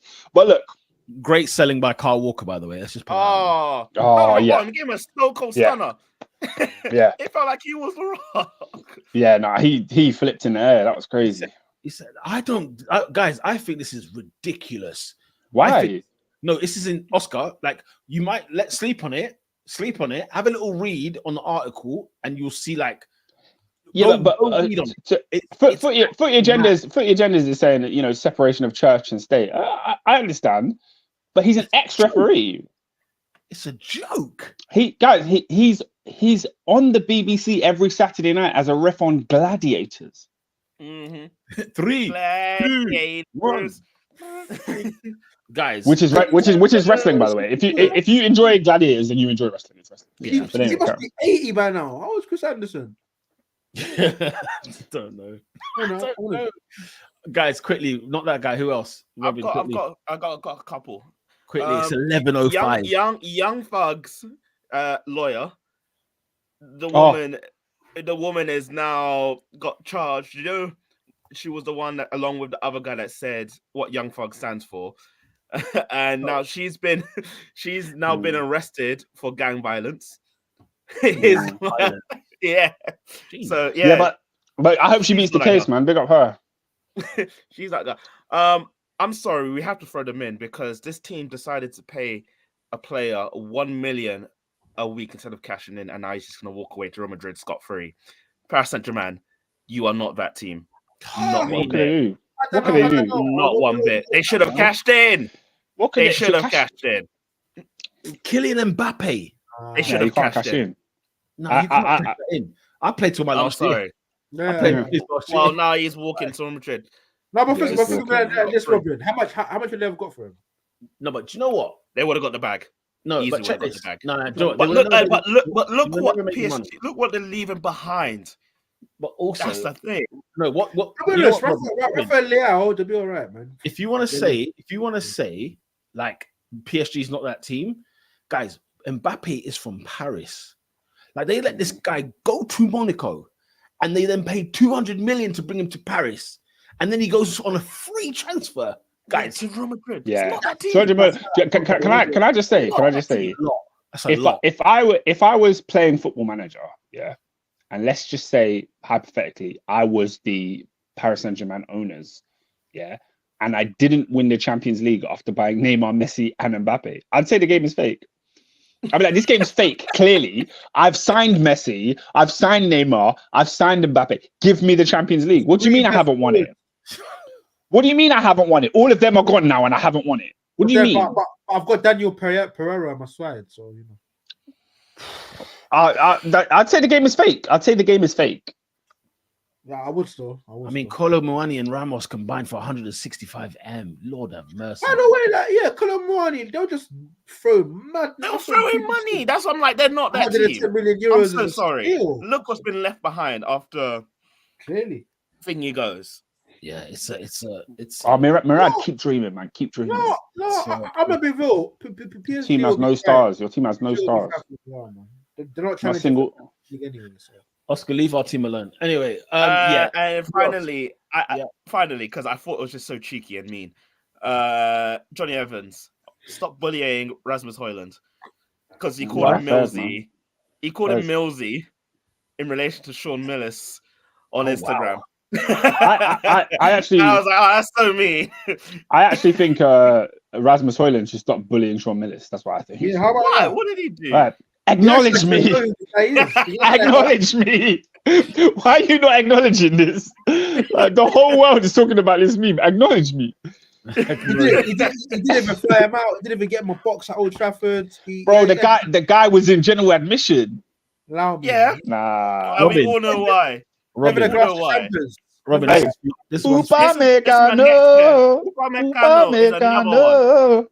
By the way, do you see the song I was just singing? Yeah. The Do you know French it? song. Yes. Do you know it? By the way, Robin, one of the biggest stinkers of all time, writing a World Cup winning song and you don't win the World Cup, stinker. First of all, shout out to the Nigerian Don that wrote the AFCON winning song and they didn't win AFCON.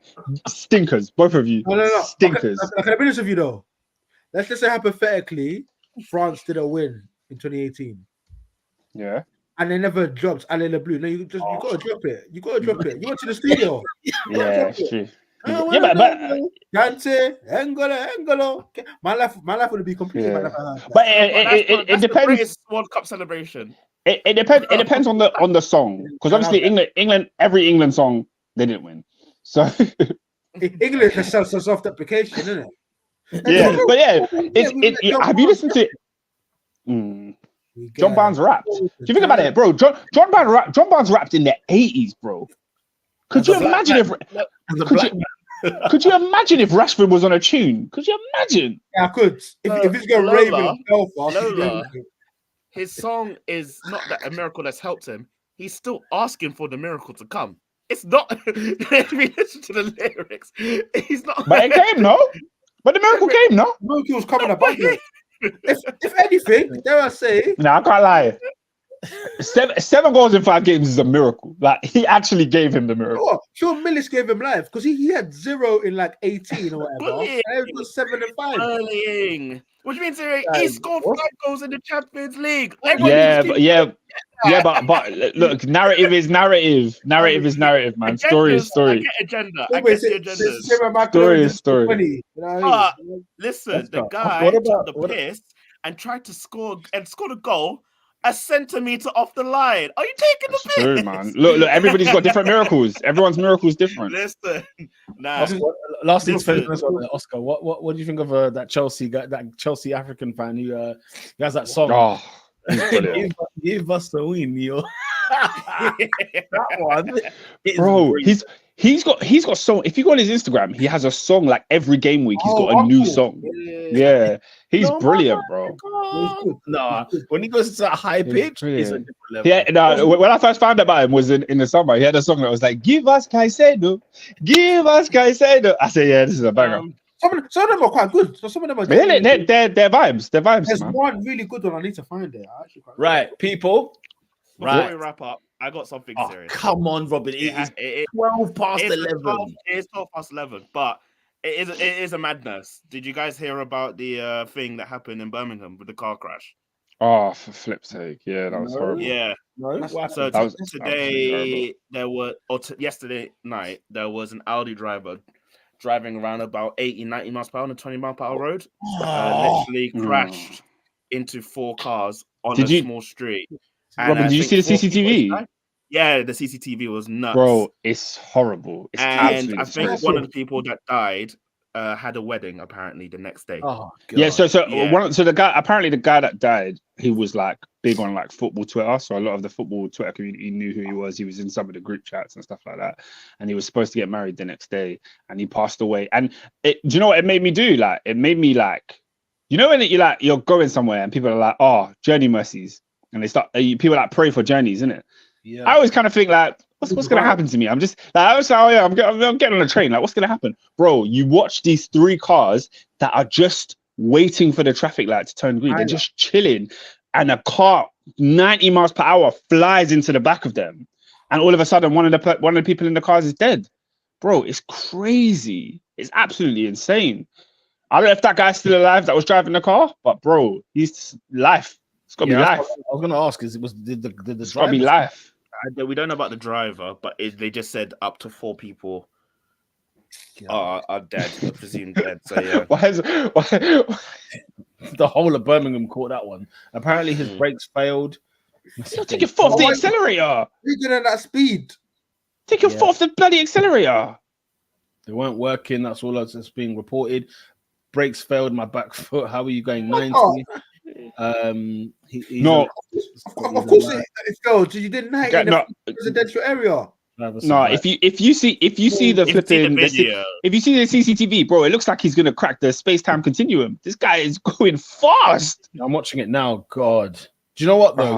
Bro. Do you know what though? It looks like something actually happened though. It doesn't look normal. Do you know, like you know, like he might have gone unconscious. But you know, like when you like your body's limp, his foot might have stayed on the accelerator. It looks like a freak accident. Yeah, and also in the beginning, at the beginning of the video, you see his lights flash. Like he flashes his lights. Wow. Okay. Yeah. I don't know what that means. I'm literally just watching the CCTV. Like literally, it's a short clip though. Yes. Wow. It's horrible. It's nasty. It's nasty. Yes, that's painful, man. Yeah, but like pray for the families and that's shocking. Man, yeah. That's shocking.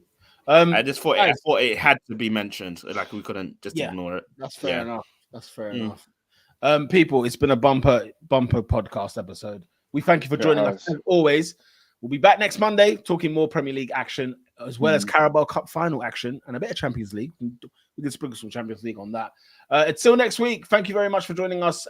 Big up to everybody that has put a comment in today. Make sure you follow us on Twitter, known as X, YouTube, Spotify, Apple Podcasts, SoundCloud, and all that good stuff. TikTok at Top 4 Podcast.